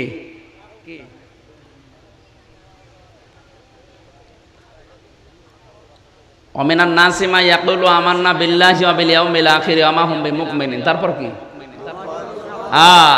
মা ইয়াখদাউনা ইল্লা আনফুসাহুম ওয়া মা ইয়াশউরুন ফি কুলুবিহিম মারাদুন ফাযাদাহুমুল্লাহু মারাদা ওয়া লাহুম আযাবুন আলীমুম বিমা কানু ইয়াকযিবুন। কলব অসুস্থ হয়ে যায়, রোগাক্রান্ত হয়। কলস অসুস্থ হয়, রোগ ধরে কলবে। কাদের? যারা কথা বললেই মিথ্যা কথা বলে। এটা তো এদেশে এখন নেই। তার জীবনই মিথ্যার উপরে গড়ে উঠেছে। ওর কাজকর্ম মিথ্যা, ওর ব্যবসা বাণিজ্য মিথ্যা, ওর রাজনীতি মিথ্যা। ও যা করে মানুষকে ধোঁকা দিয়ে বোকা বানিয়ে আখের গোছানোর জন্য করে। এই দেশে এখন নতুন করে অনেকে আরম্ভ করেছে। আজ যারা চেতনা করে চিল্লাচ্ছেন, আপনি মানুষকে ধোঁকা দিয়ে বোকা বানিয়ে আখের গোছাচ্ছেন। আমরা জানি কিসের চেতনা করেন। মুক্তিযুদ্ধের চেতনা মানে? মুক্তিযুদ্ধের চেতনা এই ছিল না যে মোড়ে মোড়ে মূর্তি তৈরি করা লাগবে। মুক্তিযুদ্ধের চেতনা ছিল প্রধানমন্ত্রী ক্ষমতায় যাওয়ার আগে চেতনা জানিয়েছে যে এ দেশ চলবে মদিনা সনদ অনুযায়ী। এইটা হচ্ছে মুক্তিযুদ্ধের চেতনা, কারণ তিনি মুক্তিযোদ্ধার সন্তান। এই কথা বলেন না কেন? আর আপনি কোন চেতনা নিয়ে এসেছেন? মুক্তিযোদ্ধা মঞ্চ তৈরি করে চেতনা দেখাচ্ছে। এটা চেতনা না, এটা আখের গোছানোর চেতনা। ইখাদিউন আল্লাহ, ওরা আল্লাহকে ধোঁকা দিতে চায়।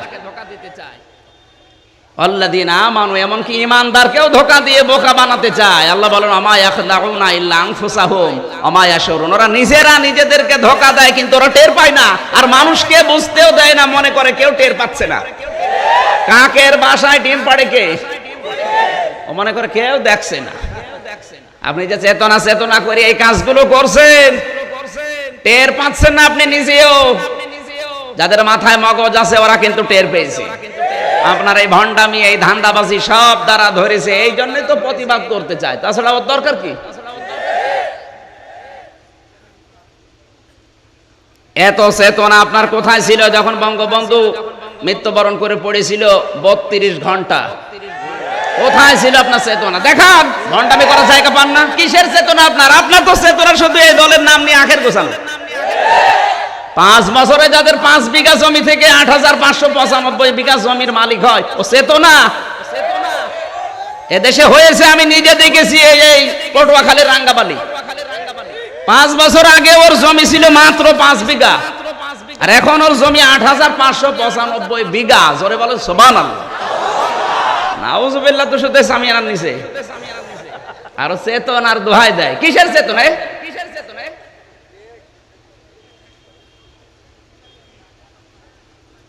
আমার মনে হয় এখন যদি সকালবেলা জিবরাইল ফেরেশতাই বাংলাদেশে এসে বলে যে আওয়ামী লীগ করলে তার করোনা হবে, বিকাল বেলা আসতে আসতে এই দেশে আর কেউ বলবে না যে ভাই আমি আওয়ামী লীগ।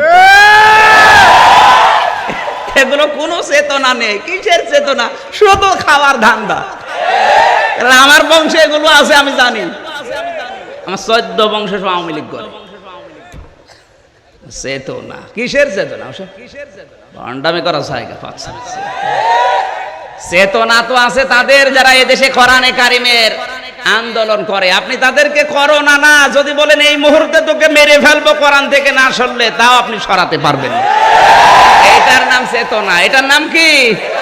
আর আপনি যেটা আছেন এটা চেতনা না। 6 আর বাদ দিলে যেটা থাকে। আমি নিচে নামলাম না, আপনারা আমাকে নামতে বাধ্য করান, এই জন্য আমাদের নামা লাগে। আপনি খালি আন্দাজে দোহাই দিলে মানুষ না বুঝলে কি হবে? আপনার অন্তর তো অন্তর নেই, ওইটা অসুস্থ। আল্লাহ বলছেন লাহুম ফি কুলুবিহিম মারাদুন, তাদের অন্তরে অসুস্থতা আছে। ফাযাদাহুমুল্লাহু মারাদা, এই ষড়যন্ত্রের কারণে ওর রোগ আমি আরো দিন যত যায় বাড়িয়ে দেই। দেখেন এত কিছু হওয়ার পরে এই চেতনা ধারিয়ে দেয়, আর থামবে কি? এই ষড়যন্ত্র আরো বাড়তেছে। টকশত পর্যন্ত এসে যা বলছে কি মানুষের কথা, এ তো রোগ, অসুস্থ, ও অন্তরই নেই। অন্তর অসুস্থ। অন্তর কি? চিকিৎসা করা দরকার। আর চিকিৎসা যদি না করে পাগলকে পাবনায় পাঠাতে হবে। টকশোয় বসে বসে দাড়ি মোজ গোপ সব রবীন্দ্রনাথ ঠাকুরের মতো। উল্টা পাল্টা বোঝালে মানুষ না বুঝলে, যাদের মাথায় মগজ আছে ওরা কিন্তু টের পাচ্ছে। তুমি কোন চেতনার দোহাই দিয়ে কাজ করতে চাও? এদেশে এখনো 96% মুসলমান আছে, কিছু না থাকলেও আগা কাটা কি? এখানে দেখেন একটারও মনে হয় বাকি নেই। এটার কি কাটা আছে? অন্তর আমি কয় প্রকার বললাম? 1 নম্বরে কলবে মারিজ, 2 নম্বরে কলবে মাউত। কলবে মাউত কাকে বলে? মানুষের অন্তর মরে যায় কখন? যখন চিন্তা ভাবনা করে না। তাহলে আপনাকে চিন্তা করা লাগবে। কি করা লাগবে? আর চিন্তা যদি মানুষ না করে, আল্লাহ কি করেন? ওয়ায়াজআলুর রিজসা আলাল্লাযিনা লা ইয়াকিলুন, সূরা ইউনূসের 100 নম্বর আয়াতের শেষের দিকে আছে। আল্লাহ বলেন যাদের কলব আছে কিন্তু চিন্তা নেই, আমি আল্লাহ নিজে ওদের উপরে ভুল সিদ্ধান্ত চাপিয়ে দেই। আমি যে বিষয়টা বোঝানোর জন্য এ পর্যন্ত এসেছিলাম, পীর সাহেবরা মানুষকে কলব পরিষ্কার করার জন্য জিকির দেয়। কি দেয়? তাহলে কলব পরিষ্কার করার দরকার আছে না নেই? আমাদের জানার দরকার যে কলব আসলে আছে কোথায়। কি যদি আমার মাথায় থাকে কলব তাহলে আমি মাথা পরিষ্কার করব, যদি বুকে থাকে তাহলে বুক পরিষ্কার করব। কারণ এই কলব যদি পরিষ্কার না হয় আল্লাহর কাছে নাজাত পাওয়ার কোনো পন্থা খোলা নেই। ইল্লা মান আতাল্লাহা বিকলবিন সালিম, আল্লাহর কাছে মাপ পাবে তারা যাদের পরিষ্কার কি বলেন বলেন। এই জন্য 48,000 পীর এই দেশে সব দরবারে এই 1 নম্বর কর্মসূচি যে কলব পরিষ্কার করো। কি পরিষ্কার? আপনারা কি আছেন তো ময়দানে? আল্লাহর নবীর একটা হাদিস বলছে এবার ইবনে মাজাহ শরীফের, নবীজি বলেন আলা ইন্না ফিল জাসাদি মুদগাতুন, অবশ্যই প্রতিটি মানুষের শরীরের ভেতরে একটা গোশতের টুকরা আছে। কিসের? এদিকে খেয়াল করেন, এদিকে খেয়াল করেন। আলা ইন্না ফিল জাসাদি, জাসাদ মানে শরীর, জাসাদ মানে বলেন না কেন? শরীর বলতে কি শুধু মাথা, শুধু বুক, শুধু পেট, শুধু হাত? শরীর মানে মাথা থেকে শুরু করে পায়ের তালু পর্যন্ত 3.5 হাত বডির যেখানে যা আছে সব বলা লাগবে, বলা লাগবে। এই শরীরের যে কোনো জায়গায় ওই মুদগাটা আছে। কি আছে? মুদগা কি? গোশতের টুকরা বললে তো হচ্ছে না, মুদগা হওয়ার শর্ত আছে। আপনি মুদগা নিয়ে কম্পিউটারে যান, দেখবেন 3টা শর্ত চাবে। আপনি আন্দাজে একটা গরুর মাংস কেটে নিয়েছে, বলবেন এটা মুদগা, বলবেন না। মুদগা হওয়ার জন্য শর্ত কয়টা দিচ্ছি বলেন? 1 নাম্বার ওর ভেতরে চর্বি থাকা লাগবে, 2 নাম্বার ওর ভেতরে রক্ত থাকা লাগবে, 3 নাম্বার ওর ভেতরে এই রাবারের উপরে কামড় দিলে দাঁত দিয়ে যেমন দাঁত বসে যায়, দোড়া কাটা ভাব হয়, ওই রকম একটা ভাব দেখা যাবে। এবার আপনাদেরকে বলছি এই হাদিসের দ্বিতীয় অংশ হচ্ছে ওয়াইদা সালুহাত সালুহাল জাসাদু ওয়াইদা ফাসাদাত ফাসাদাল জাসাদু আলা ওয়াহিয়াল কলব। নবীজি বলেন এই গোশতের টুকরা যখন ভালো হয় পুরা মানুষটা ভালো হয়ে যায়, আর ওই গোশতের টুকরা যখন খারাপ হয় পুরা মানুষটাই খারাপ হয়ে যায়। দুনিয়ার মানুষ ভালো করে জেনে রাখো, ওই গোশতের টুকরার নাম হচ্ছে কলব। নাম কি বলেন বলেন? আমরা আল্লাহর কথা কি জানলাম?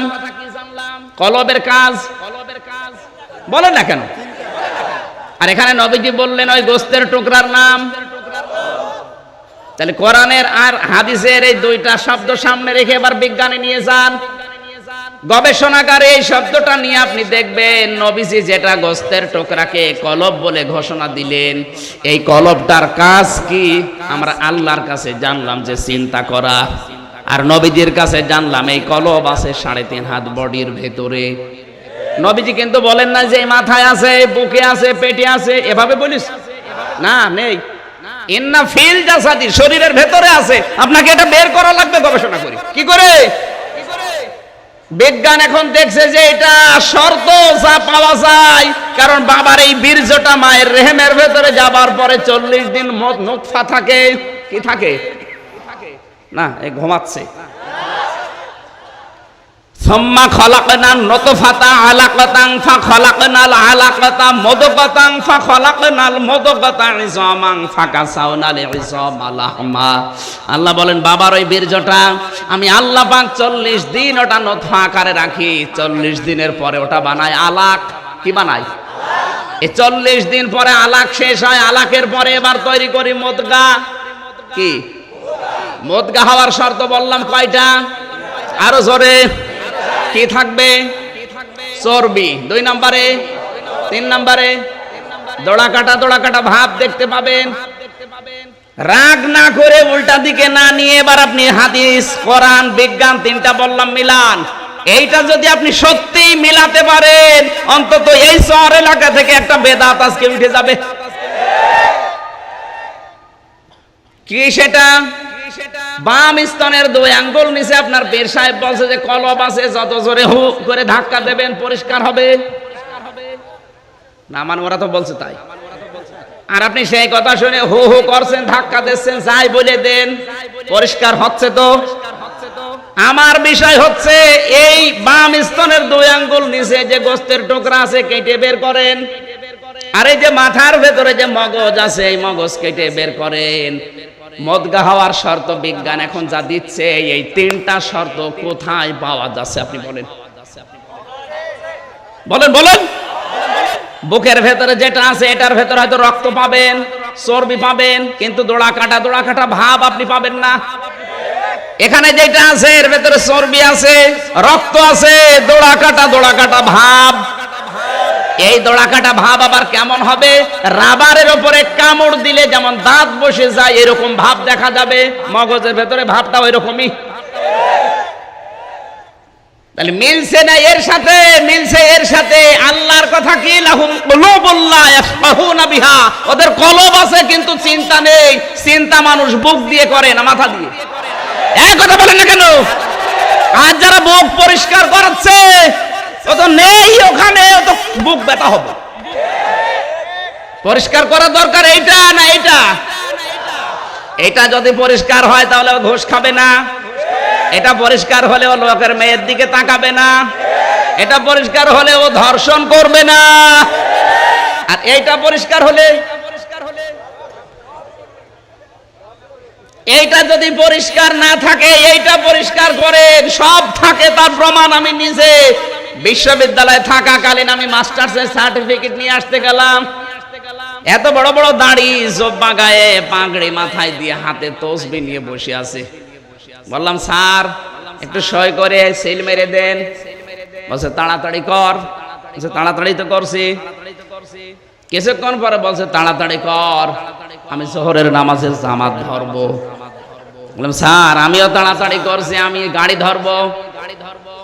মাথাটা আস্তে করে নিচ থেকে উপরে তুলে বলছে তাড়াতাড়ি 2000 টাকা বের কর। ও আপনি জোহরের নামাজে জামাত ধরবেন? আমি জানি যে এ শয়তান আমারে সার্টিফিকেট দেবে না। কারণ এ যখন জোহরের নামাজে জামাত ধরার আগে 2000 টাকা বের কর, তাড়াতাড়ি কর বলছে, এ তাড়াতাড়ি কি আমি বুঝতে পেরেছি। এরা আজকে একটু সাইজ করি। এখন আমি সার্টিফিকেট মাস্টার্সে তুলিনি ওই শয়তানের কারণে। ডাক দিয়ে বললাম স্যার আপনাকে স্যার বলতেও কেমন লাগে, আর আপনি তো পড়াননি আমাকে, আপনি তো চাকরি করেন এখানে। আপনি যে দাড়ি মুখে নিয়ে তাড়াতাড়ি কর জোহরের নামাজে জামাত ধরবো, আপনার এই মুখে দাড়ি মানায় না। কারণ যার মুখে দাড়ি ছিল তিনি এই কাজ করে টাকা নিতেন না। আপনার মাথায় পাগড়ি মানায় না, এগুলো খোলেন। এগুলো ধোকা দিয়ে বোকা বানিয়ে মাল কামানোর ধান্দায় আছেন আপনি। সার্টিফিকেট তো দিলই না, এমন কাজ করে রেখেছে, এখন ছাতা তুলতে গেলেও হয় না। ও শয়তান এখন বিদায় না নিলে আমার মনে হয় ও বরাতে নেই।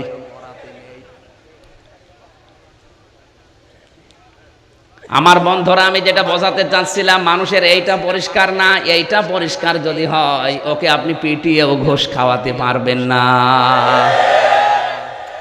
না, এ পর্যন্ত বলার পরে যারা বুঝেছেন তারা হাত তোলেন, আর যারা বোঝেননি তারা পরে তোলেন। না না, আন্দাজে হাত তুলে কিন্তু আমি এখন প্রশ্ন করব। ঠিক আছে, এবার হাত নামা। সূরা আনফালের 2 নম্বর আয়াত দিয়ে এ পর্যন্ত আসলাম যে যুকিরাল্লাহু ওয়াজিলাত কুলুবুহুম, তাদের সামনে আল্লাহর নাম উচ্চারণ হলে ওদের কি কাঁপে? বলেন বলেন। তাহলে অন্তর এখন কোথায় আছে আপনি টের পাচ্ছেন তো? তাহলে পরিষ্কার করবেন কি এইটা না বুক? আর এটা পরিষ্কার করার জন্য আল্লাহ কি দিয়েছেন ওইটা এখন জানা লাগবে। বলবো ওয়াইদা তুলিয়াত আলাইহিম আয়াতুহু যাদাতুহুম ঈমানা, যখন তাদের সামনে আল্লাহর কোরআনের আলোচনা করা হয়, তেলাওয়াত করা হয়, এখানে তেলাওয়াত শব্দটা আছে। তেলাওয়াত কাকে বলে? ওই কারি আহমদ বিন ইউসুফের কণ্ঠ নিয়ে একেবারে সুর করে তেলাওয়াত করে দিলাম, এর নাম তেলাওয়াত। তেলাওয়াত শব্দের ব্যাখ্যা 4টা। কয়টা ব্যাখ্যা? যে 4টা। এইটা কোথায় আছে? সূরা বাকারা 1 নাম্বার পারা 18 নাম্বার পৃষ্ঠার 5 নাম্বার লাইনের 123 নাম্বার আয়াতে আছে।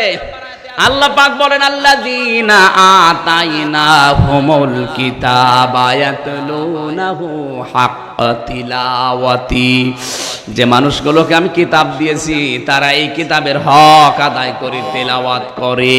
কি আদায় করে? বলেন বলেন। এই হক আদায় বলতে কি বোঝেন? না, এত ডিস্টার্ব হয় কেন? আমার মনে হয় এদের আর ধৈর্য নেই, শেষ করে দি নাকি? থাকবেন তো? সত্যি থাকবেন? কারা থাকবেন তারা হাত তোলেন। লিল্লাহি তাকবীর। দেখেন তো হাত তোলেনি কে? হ্যাঁ, আলহামদুলিল্লাহ, যাক সারা রাত। সিরাজগঞ্জবাসী, আমি আবার বলছি, হক আদায় করে তেলাওয়াত কারা করে আয়াতের ব্যাখ্যা আপনাকে দেখা লাগবে। আমি পেয়েছি 4টা। কয়টা? 1 নম্বরে আপনাকে শুদ্ধ করে পড়া লাগবে, রাত্তিলিল কোরআন তারতিলা যেটা। 2 নম্বরে আপনাকে ওই বিষয়টা বোঝা লাগবে যে আল্লাহ কি বলতে চায়। 3 নম্বরে ওই বিষয় থেকে যে জ্ঞান আপনি পাবেন, ওই জ্ঞানের উপরে আপনার প্র্যাকটিক্যাল লাইফে কাজ করা লাগবে। 4 নম্বরে যতটুকু কাজ করে জান্নাতে যাবেন না, ওটা মানুষকে পৌঁছিয়ে দেওয়ার দায়িত্ব পালন করা লাগবে। এতটুকু বলার পরে আল্লাহ কিন্তু শেষ করেননি। আল্লাহ উলাইকা ইউমিনুনা বি, এরাই আমার কোরআনে বিশ্বাস করে। আমা ইয়াকফুর বিহি ফাউলাইকা হুমুল খাসিরুন, আর যারা এই 4টা শর্ত মানে না, তারা আমার কোরআন বিশ্বাসও করে না। জোরে বলেন নাউজুবিল্লাহ। বাংলাদেশে অনেক মানুষ আছে যারা মুসলমান পরিচয় দিচ্ছে, কোরআন আছে বিশ্বাস করছে, এই 4টার সাথে ওদের সম্পর্ক নেই। এই কথা বলে না কেন? 300 এমপি আপনি নিয়ে আসেন, 300 এমপির এই 4টা শর্ত কোন এমপি মেনে চলছে দেখান। শুদ্ধ করে পড়া, ওটা নিজে বোঝা, ওখান থেকে যে জ্ঞান পাবে জ্ঞানের উপরে আমল করা, আর ওইটা মানুষের কাছে পৌঁছে দেওয়ার দায়িত্ব পালন করা। বলেন, এটা যেহেতু রেকর্ড হচ্ছে, কালকে ওদের কানে যাবে। আল্লাহ বলেন এই 4টা শর্ত যারা মানে, উলাইকা ইউমিনুনা বি, ওরাই আমার কোরআন বিশ্বাস করে। আর যারা এই 4টা মানে না, তারা কুফরি করে, ওরা আমার কোরআন বিশ্বাস করে না, ওরা ক্ষতিগ্রস্ত। জোরে বলেন নাউজুবিল্লাহ। এই আয়াত তো আমি এখন কেবল মানালাম। বলেন বলেন। এখানে আমরা শব্দ পেয়েছিলাম তেলাওয়াত, পড়া। কোরআনে কোরআন পড়ার ব্যাপারে 3টা শব্দ আছে, কারা, রাতালা আর তালাওয়াত। আপনি অভিধান নিয়ে আসেন, যত অভিধান আছে বাংলাদেশে প্রত্যেকটা আরবি অভিধানে তেলাওয়াত, কারা, রাতালা এই 3টা শব্দের শাব্দিক অর্থ, আবিধানিক অর্থে লেখা আছে পড়া শুদ্ধ করে, বোঝা সঠিকভাবে, ওটা আমল করাও সঠিকভাবে, এবং ওই জ্ঞানটা মানুষের কাছে পৌঁছিয়ে দেওয়ার দায়িত্ব নিজে কাঁধে তুলে নেওয়া। এর নাম হচ্ছে তালাওয়া, রাতালা, করা। কোরআনের প্রথম শব্দ কি?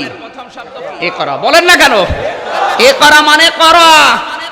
তালাওয়া যেটা আমরা এখন পড়লাম, ওয়াইজা তুলিয়াত আলাইহিম আয়াতুহু যাদাতহুম ঈমানা। কোরআন তেলাওয়াত এইভাবে করলে যাদের ঈমান আছে, ওদের ঈমান আল্লাহ আরো বাড়িয়ে দেয়।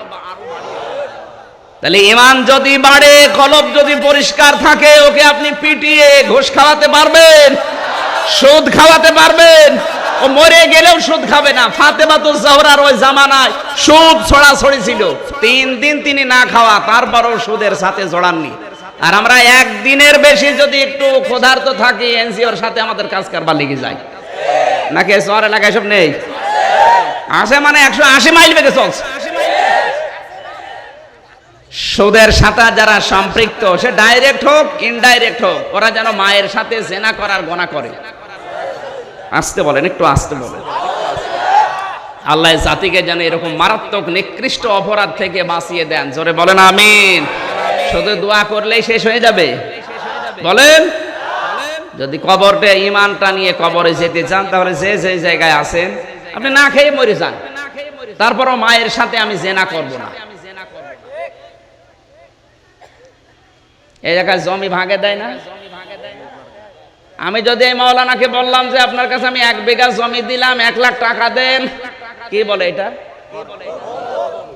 হ্যাঁ, বন্ধক। না, এই বন্ধক কারা কারা নিয়েছেন হাত তোলেন তো। আহা, দাড়ি মুখে নিয়ে। না না, আপনি যদি না জেনে নিয়ে থাকেন অসুবিধা নেই, কিন্তু জানার পরে নেওয়া যাবে না, এটা হারাম।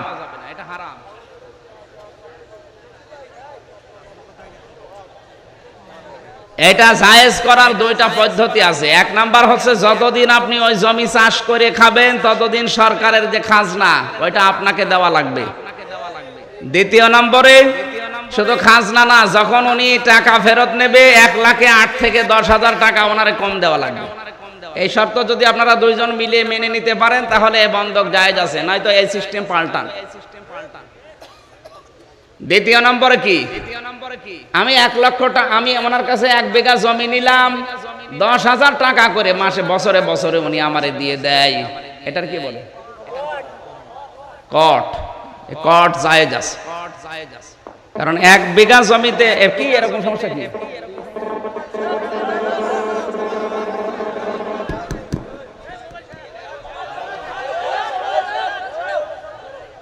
এই কট যারা নিয়েছেন এই কট জায়েজ আছে, কারণ 1 বিঘা জমিতে 10,000 টাকা বছরে কামাই করা কোনো ব্যাপার না। এই এলাকার অবস্থা আমি জানি না, আমাদের কুষ্টিয়া এলাকায়, কুষ্টিয়া মেহেরপুর চুয়াডাঙ্গাতে অন্তত 1 বিঘা জমিতে 3 বার ফসল হয়। 1 বিঘা জমিতে 20 থেকে 25 মণ ধান হয়, 3 বারে কমপক্ষে 50-60 হাজার টাকা উপায় করা যায়। 20,000 টাকা বাদ দিলেও প্রায় 40,000 থাকে, সেখানে 10,000 টাকা মালিককে দিয়ে দেবেন, অসুবিধা নেই। এই শহর এলাকায় আরো একটু কম নেবেন, এই এলাকায় তো ফসল মশল হয় না, বানে ডুবে যায়। 3 নম্বরে কি, আমি এনার কাছে 1 বিঘা জমি নিলাম, 10,000 টাকা ওনার কাছে দিয়ে দিলাম, ওই টাকা আর ফেরত দেওয়া লাগবে না, ওই খেয়ে দিয়ে শোধ, ওটারে বলে খাই খালাসি। এইদিকে কি? হ্যাঁ ঠিক আছে, এটা জায়েজ আছে। এটা কেউ করে না, লস হবে তো, এটা কেউ করে না। সুদের সাথে শুধু ওই টাকা ব্যাংকে রেখে সুদ খাচ্ছে ওরাই না, এই জমি জায়গা দিয়েও অনেকে এই সুদের সাথে জড়িত আছে। কথা বলেন না কেন? আর এখন সবচাইতে বড় সুদ যেটা, এই যে বিভিন্ন খেলা হয়, বিপিএল আইপিএল, এটাও এক প্রকার সুদ, জুয়া একই। এগুলো যারা করছেন বাদ দেন। এরপরে আরো মারাত্মক একটা অপরাধ এলাকায়, কারেন্ট নেই তো বলে কি করবো, ওই যে রাস্তা থেকে কারেন্টের লাইন থেকে চুরি করে নিয়ে খেলা খেলে, এগুলো নেই? হ্যাঁ হ্যাঁ, ইন্টারনেটে যাবে এটা। যারা সরকারের কারেন্ট চুরি করে এই যে কি ক্রিকেট খেলা, আরো কি কি খেলা খেলে, ব্যাডমিন্টন, র্যাকেট, যাই খেলেন, আপনাকে কিন্তু এখানে হিসাব করা লাগবে। এই কারেন্ট শুধু সরকারের না, এর ভেতরে 16 কোটি মানুষের টাকা। আপনি মনে করেছেন আমি সিরাজগঞ্জের কারেন্ট নিলাম, এখানে হয় চেয়ারম্যান দায়িত্বে আছে না বিদ্যুৎ অফিসের লোক, কে বলিস? আপনার এই কারেন্টের ভেতরে বাংলাদেশের 16 কোটি মানুষের টাকা আছে। আপনাকে যদি মাপ চাওয়া লাগে, তো 16 কোটি মানুষের কাছে মাপ চাওয়া লাগবে, আর এর ভেতরে যদি 2-1 মরে যায়, তো তার কাছে মাপ চাবেন কি করে? সুতরাং আপনার এই ব্যাডমিন্টন খেলাটা জায়েজ হচ্ছে না, পুরাটাই হারাম। যদি এই 16 কোটি মানুষ মাপ না করে, এই খেলায় আপনাকে জাহান্নামে নিয়ে যাবে। আর অনেকে রাস্তার ইট চুরি করে নিয়ে গোয়াইলে দেয়, মনে হচ্ছে ওর বাবার ইট। কোথায় পেয়েছে রে ভণ্ডামি? ওই ইট কি ওই চেয়ারম্যানের? মনে করছেন আমার চেয়ারম্যান দিয়েছে, ও চেয়ারম্যানের ইট কিসের? ওই ইটের ভেতরে 16 কোটি মানুষের টাকা আছে। এই কথা বলুন, তাহলে আপনাকে মাপ চাওয়া লাগবে বাংলার 16 কোটি মানুষের কাছে। ওরা যদি বলে ঠিক আছে মাফ করে দিলাম, ওই ইট চুরি করেছে, যা করে করুক, তাহলে মাপ পাবেন। আর ওরা যদি বলে না, ওই ইট চুরি করেছে, আমি মাফ করব না, আপনার জান্নাতে যাওয়া শেষ। কথা বলেন না কেন? 16 কোটি মানুষের অধিকার ছিল ভোট দেওয়া। আসতে বলুন, এই ভোট তো আমি দিতে পারলাম না, আমি গেলাম, আমারে বলছো হুজুর আপনার ভোট রাতে হয়ে গেছে। রাতে হয়ে গেছে মানে আল্লাহর ওলিরা দিয়ে দিয়েছে। এই যে আমারে দিতে দিলেন না, আমি কিন্তু মাফ করিনি, কারণ আপনি দিতে দিলেন না কেন? আমি আপনারই দিতাম, আপনি দিতে দিলেন না কেন? এই অধিকার থেকে আপনি বঞ্চিত করলেন। আমি যতদিন পর্যন্ত মাফ না করব, আমার মতো আমির হামজা আরো যারা আছে, যদি মাফ না করে, আপনার এই ক্ষমতায় আপনাকে জাহান্নামে নিয়ে যাবে। জাহান্নামে যেতে আছেন রাজি কারা? দেখে হাত তোলেন তো। একজন শুধু, তাও তো একটা আল্লাহর ওলি আছে। ঠিক আছে ভাই, আমি কি বোঝাতে চাচ্ছি, মানুষের হক নষ্ট করা যাবে না। এই জুলুম যারা করছেন, বিশেষ করে এই যে মায়ের সাথে জেনা করার অপরাধ, এটা অনেকে না বুঝেই করছে। হয়তো মুরব্বী হাত তুললো, অনেকে কিন্তু জানে না বিষয়টা। যারা জানেন, জানার পরে এটা অন্তত ছেড়ে দিন, জানার পরে দেবেন তো। আমাদের পরিষ্কার করার দরকার ছিল এইটা। এটা পরিষ্কার হলে আপনাকে আমি পিটিয়েও ঘুষ, সুদ, জেনা, ব্যভিচার করাতে পারতাম না, কারণ এইটা পরিষ্কার করা থাকলে মানুষ ভালো হয়ে যায়। এটা যে পরিষ্কার থাকলে মানুষ ভালো হয়, তার প্রমাণ এই হাদিসের 2য় অংশ। ওয়াইদা কি না না ওই হাদিসের অংশ, আলা ইন্না ফিল জাসাদি মুদগাতুন ইদা সালুহাত সালুহাল জাসাদু ওয়া ইদা ফাসাদাত ফাসাদাল জাসাদু। যখন ওই অংশটা ভালো হয় তখন পুরা মানুষ ভালো হয়। সেই অংশটা কোথায়? বলেন বলেন বলেন। এখানে যে অংশটা আছে তার প্রমাণ কি? আমি তো একটা প্রমাণ দিয়েছি যে তিনটা শর্ত এইটার সাথে মেলে, রক্ত, চর্বি আর দোড়া কাটা ভাব। আরো শর্ত আছে, আরো প্রমাণ হচ্ছে এই মাথার ভেতরে 6টা জিনিস আছে। কয়টা? এই 6টা জিনিসকে ভাগ করলে হয় 48টা জিনিস। এই 48টা জিনিসকে আপনি ওই যে সূক্ষ্ম সূক্ষ্ম যে রগগুলো আছে, যেটা দিয়ে চিন্তা করে, যেটা দিয়ে হাসে, যেটা দিয়ে কান্নাকাটি করে, যেটা দিয়ে দেখে, এইরকম জিনিস আছে এই মাথার ভেতরে 12,500। এতগুলো তথ্য সব আমার এই মোবাইলে লিখিত আছে, একটা একটা করে। এত বলতে গেলে তো আমার সে ও আল্লাহ 11টা বাজে, শেষ করে দেবো নাকি? এখন তো আয়াত কেবল শুরু হচ্ছে, সব বাদ দিয়ে দিলাম, ও ভূমিকা আর না। এবার আমি তাফসিরে প্রবেশ করছি। নাকি বেশি দেরি হয়ে গেল? জবান খুলে পড়ে না, আউযু বিল্লাহি মিনাশ শাইতানির রাজিম, বিসমিল্লাহির রহমানির রহিম,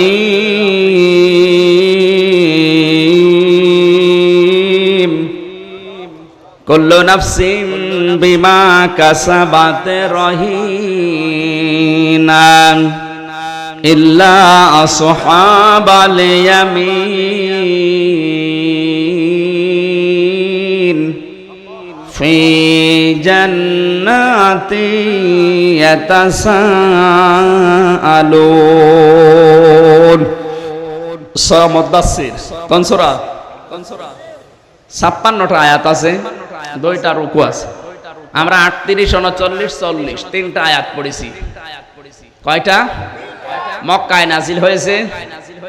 আমরা মনে হয় আমার আগে যিনি কথা বলছিলেন উনি সূরা মুদাসসিরের কিছু কথা জানিয়েছিলেন যে হে নবী আপনি ওঠেন, মানুষকে সতর্ক করেন, এভাবে বসে থাকলে অলস অবস্থায় আর হবে না। ওয়া রাব্বাকা ফাকাব্বির, আপনার রবের বড়ত্বের কথা মানুষকে জানান যে তোমরা বড় না, সবচাইতে বড় আমার রব।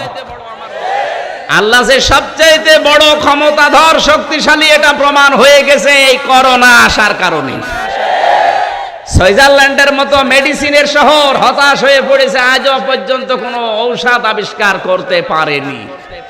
ইটালির মতো মানবতার শহর মানবতা হারিয়ে ফেলেছে, মানুষ মারা গেলে কাছেও যায় না। কথা বলেন না কেন? আর বাংলাদেশের কি? তো কোনো নামই নেই। যারা মেডিসিনের শহর, যারা মানবতার শহর, যারা উন্নত শহর, এরকম নাম নিয়ে দুনিয়ার বুকে মাথা উঁচু করে আছে, সব এখন মাথা নিচের দিকে বলছে কিচ্ছু করার নেই, যা করবে উপরওয়ালা। আর আমাদের তো সব কিছু বলারই নেই, কারণ আমরা সবই নিচের দিকেই থাকি। চিন্তা করেন এই জায়গায় যে রব্বাকা ফাকাব্বির বলতে আল্লাহ এইটা বোঝাচ্ছেন যে মানুষকে জানাও যে সবার উপরে আমি কে। এই সূরার নাম কি? মুদাসসির। জোরে বলুন। এটা নবীজির নাম। বিশ্ব নবীকে আল্লাহ কোরআনে 7টা নাম ধরে ডাক দিয়েছেন: মুদাসসির, মুজাম্মিল, ইয়াসিন, তাহা, আহমদ, মুহাম্মদ আর আব্দুল বা আব্দুল্লাহ। কয়টা নামে? আমরা তেলাওয়াত করেছি এই একটা মাত্র সূরার 3টা আয়াত। আল্লাহ পাক ব্যাখ্যা করছেন নিজে, কুল্লু নাফসিন বিমা কাসাবাত রহিনা, প্রত্যেকটি মানুষ তার নিজের কৃত কর্মের জন্য দায়ী। কেউ কারো বোঝা কিয়ামতে বহন করবে না। ওয়ালা তাসিরু ওয়াসিরাতু উযরা উখরা, কারো বোঝা কারো উপরে আল্লাহ চাপিয়ে দেবেও না, কেউ নিতেও চাইবে না। কেউ যে নিতে চাইবে না তার প্রমাণ কি? কোরআনে কারিমে আল্লাহ জানিয়েছেন, ইয়াউমা ইয়াফিরুল মারউ মিন আখিহি ওয়া উম্মিহি ওয়া আবিহি ওয়া সাহিবাতিহি ওয়া বানি লিকুল্লি ইমরিইম মিনহুম ইয়াউমাইদিন শানুন ইউগনি। কিয়ামতের দিন সর্বপ্রথম মানুষকে দেখলে পালাবে তার ভাই। খেয়াল করেন তো আল্লাহর শব্দ চয়ন, ইয়াউমা ইয়াফিরুল মারউ মিন আখি, প্রথমে পালিয়ে যাবে তোর ভাই। দুনিয়ায় বিপদে পড়লে ভাইয়ের কাছে যেত, ভাই ওর দোষ আছে তা ওর পক্ষ অবলম্বন করত। বলেন বলেন। ও মনে করবে দুনিয়ায় যখন আমার দোষ ছিল তারপরও ভাই আমার পক্ষে। এখানে মনে হয় কিছু একটা করবে। এই জন্য আল্লাহকে ভাইয়ের নাম দিয়েছেন, তোর ভাই আগে পালাবে। তাও কেমন করে পালাবে? এফিরু শব্দের শাব্দিক অর্থ হচ্ছে মাথা তুলে দৌড় দেওয়া। কথা বোঝেন? এই যে সাপে তাড়া দিলে মানুষ কিভাবে দৌড়ায়, খেচ্ছে দৌড় বলে, এইভাবে দৌড়াবে। 2 নম্বরে তোর মা তোর থেকে পালাবে। শুধু মা পালাবে না, তাফসিরে মুফাসসির মাযহারিতে লিখেছেন একটা সন্তান মায়ের পা পর্যন্ত 500 বছর ধরে রাখবে, যে একটা মাত্র নেকি হলে আমি নাজাত পেয়ে যাই, আমারে দেন। তুমি আমাকে পেটে নিয়েছিলে 10 মাস 10 দিন এত কষ্ট স্বীকার করে, একটা নেকির কারণে আজ আমি চলে যাচ্ছি, দয়া করে আপনি আমারে একটা নেকি দেন। আল্লাহর নবী জানিয়েছেন মরণের সঙ্গে সঙ্গে পৃথিবীর সব সম্পর্ক ছিন্ন হয়ে যায়। মরণের পরে দুনিয়ার কারোর সাথে কোনো সম্পর্ক আর থাকে না। ওটা বাবা ছিল, ওটা নেতা ছিল, ওটা মা ছিল, না, কোনো সম্পর্ক নেই। শুধু একজনের সাথে সম্পর্ক করা যাবে, তিনি হচ্ছেন রাসূলুল্লাহ। সব সম্পর্ক ছিন্ন এই কারণে 500 বছর পড়ে আছে। কয় বছর বলুন? 500 বছর পরে সন্তানের মুখের উপরে লাথি দিয়ে বলবে দূর হয়ে যা, দুনিয়া আমার বিয়ে হয়নি, সন্তান পাবো কোথায়? একথা বলবে কে? আপনার মা। বাবা দৌড়িয়ে পালাবে, বলবে না আমি তোর বাবা না। স্ত্রী পালাবে, সন্তান পালাবে, বন্ধু পালাবে। এরপরে লিখেছে 7 নম্বরে তোর আদর্শ পালাবে।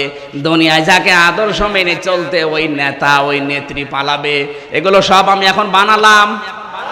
সূরা আবাসার ভেতরে আছে 7 প্রকার মানুষের নাম। আপনাকে আমি আপনার বিবেককে বলছি, বলেন তো এই যে 7 জনের নাম বললাম, ভাই, মা, বাবা, বউ, সন্তান, বন্ধু বান্ধব, নেতা, দুনিয়ায় বিপদে পড়লে এর আগে আর কেউ আসে? বলেন না কেন? আর এরাই যদি পালায়, কিয়ামতে আপনার পীর তো বলবে আমি পীর সাহেবই ছিলাম না।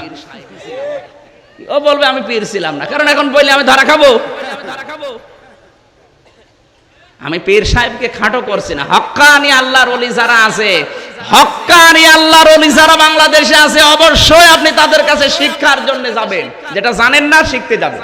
এখন হক্কানি আলেম কে? বলেন। মামুনুল হক। হক্কানি আলেম হচ্ছে 3 জায়গায় তাদেরকে পাওয়া যায়। ইমাম তাইমিয়া রাহমাতুল্লাহ আলাইহি জানিয়েছেন, হক্কানি আলেম যদি দেখতে চাও তাহলে 3 জায়গায় খোঁজ করো। 1 নাম্বার মাটির নিচে, তার মানে কবরে। 2 নম্বরে জালেমের জিন্দানখানা, তার মানে জেলখানায়। 3 নম্বরে জিহাদের ময়দানে।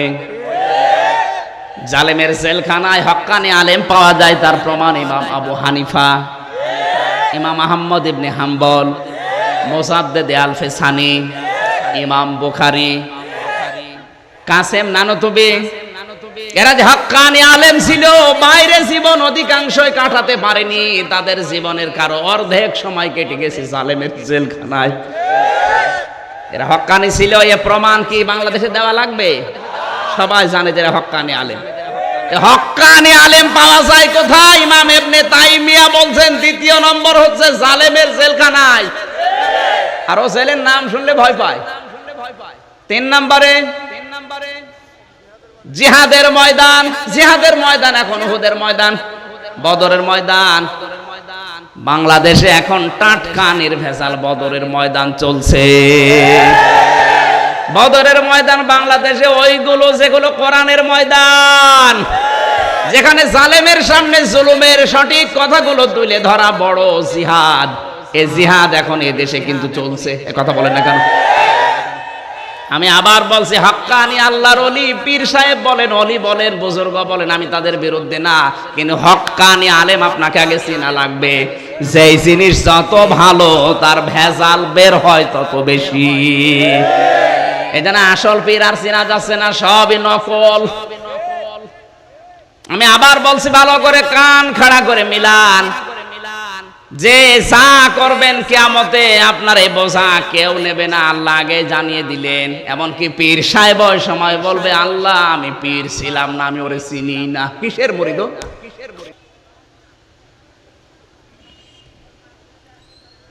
এরপরও যদি কারো বিবেক না খোলে আমার আর কিছু করার নেই। এত বড় বড় আপনজন যদি পালায়।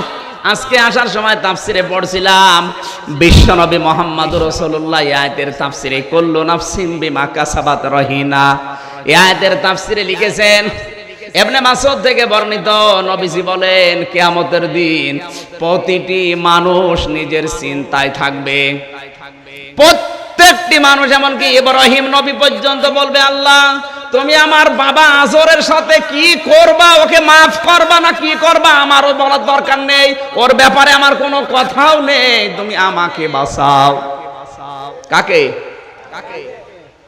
ঈসা নবীর মতো এত বড় পাওয়ারফুল নবী যাকে রুহুল্লাহ বলা হয়, তিনি বলবেন মাবুদ তুমি আমার মা মরিয়মের সাথে কি করবা, তাকে মাফ করবা না জান্নাত জাহান্নামে দিবা, ওটা আমি তোমার কাছে বলি না, বলতেও চাই না, তুমি অন্তত আমারে বাঁচাও। সবাই যখন এই কথা বলছে হঠাৎ করে একটা আওয়াজ ভেসে আসবে। কে আওয়াজ দেয়? তাকিয়ে দেখবে বিশ্ব নবী মুহাম্মদুর রাসূলুল্লাহ আওয়াজ দিচ্ছে, রব্বি হাবলি ইয়া উম্মতি। উনি আর বলবে না আল্লাহ তুমি আমাকে বাঁচাও, উনি বলবে আল্লাহ তুমি আমার উম্মতকে বাঁচাও। কোন উম্মত? যে উম্মত মদ খায়, অলঙ্ক নাচ দেখে, সুদের ব্যবসা করে, আপনাকে তো আবার উম্মত হওয়া লাগবে নাকি? উনি যে বলবে আল্লাহ তুমি আমাকে না আমার উম্মতকে বাঁচাও, এখন আপনাকে ওই তালিকায় থাকা লাগবে। আপনি তো তালিকায় নেই। এক কথা বলো না কেন? তালিকায় নেই কারা? হঠাৎ করে নবীজির সামনে আল্লাহ পর্দা ফেলে দেবেন। বিশ্ব নবী বলবেন আল্লাহ এগুলো আমার উম্মত, আমি সুপারিশ করতে চাই।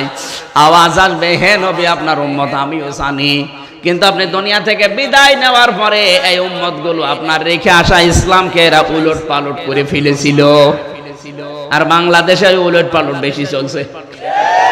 এদেশের অধিকাংশ ইবাদত আর ইবাদত নেই, সবগুলো ইবাদতের ভেতরে তৈরি হয়েছে বেদাত।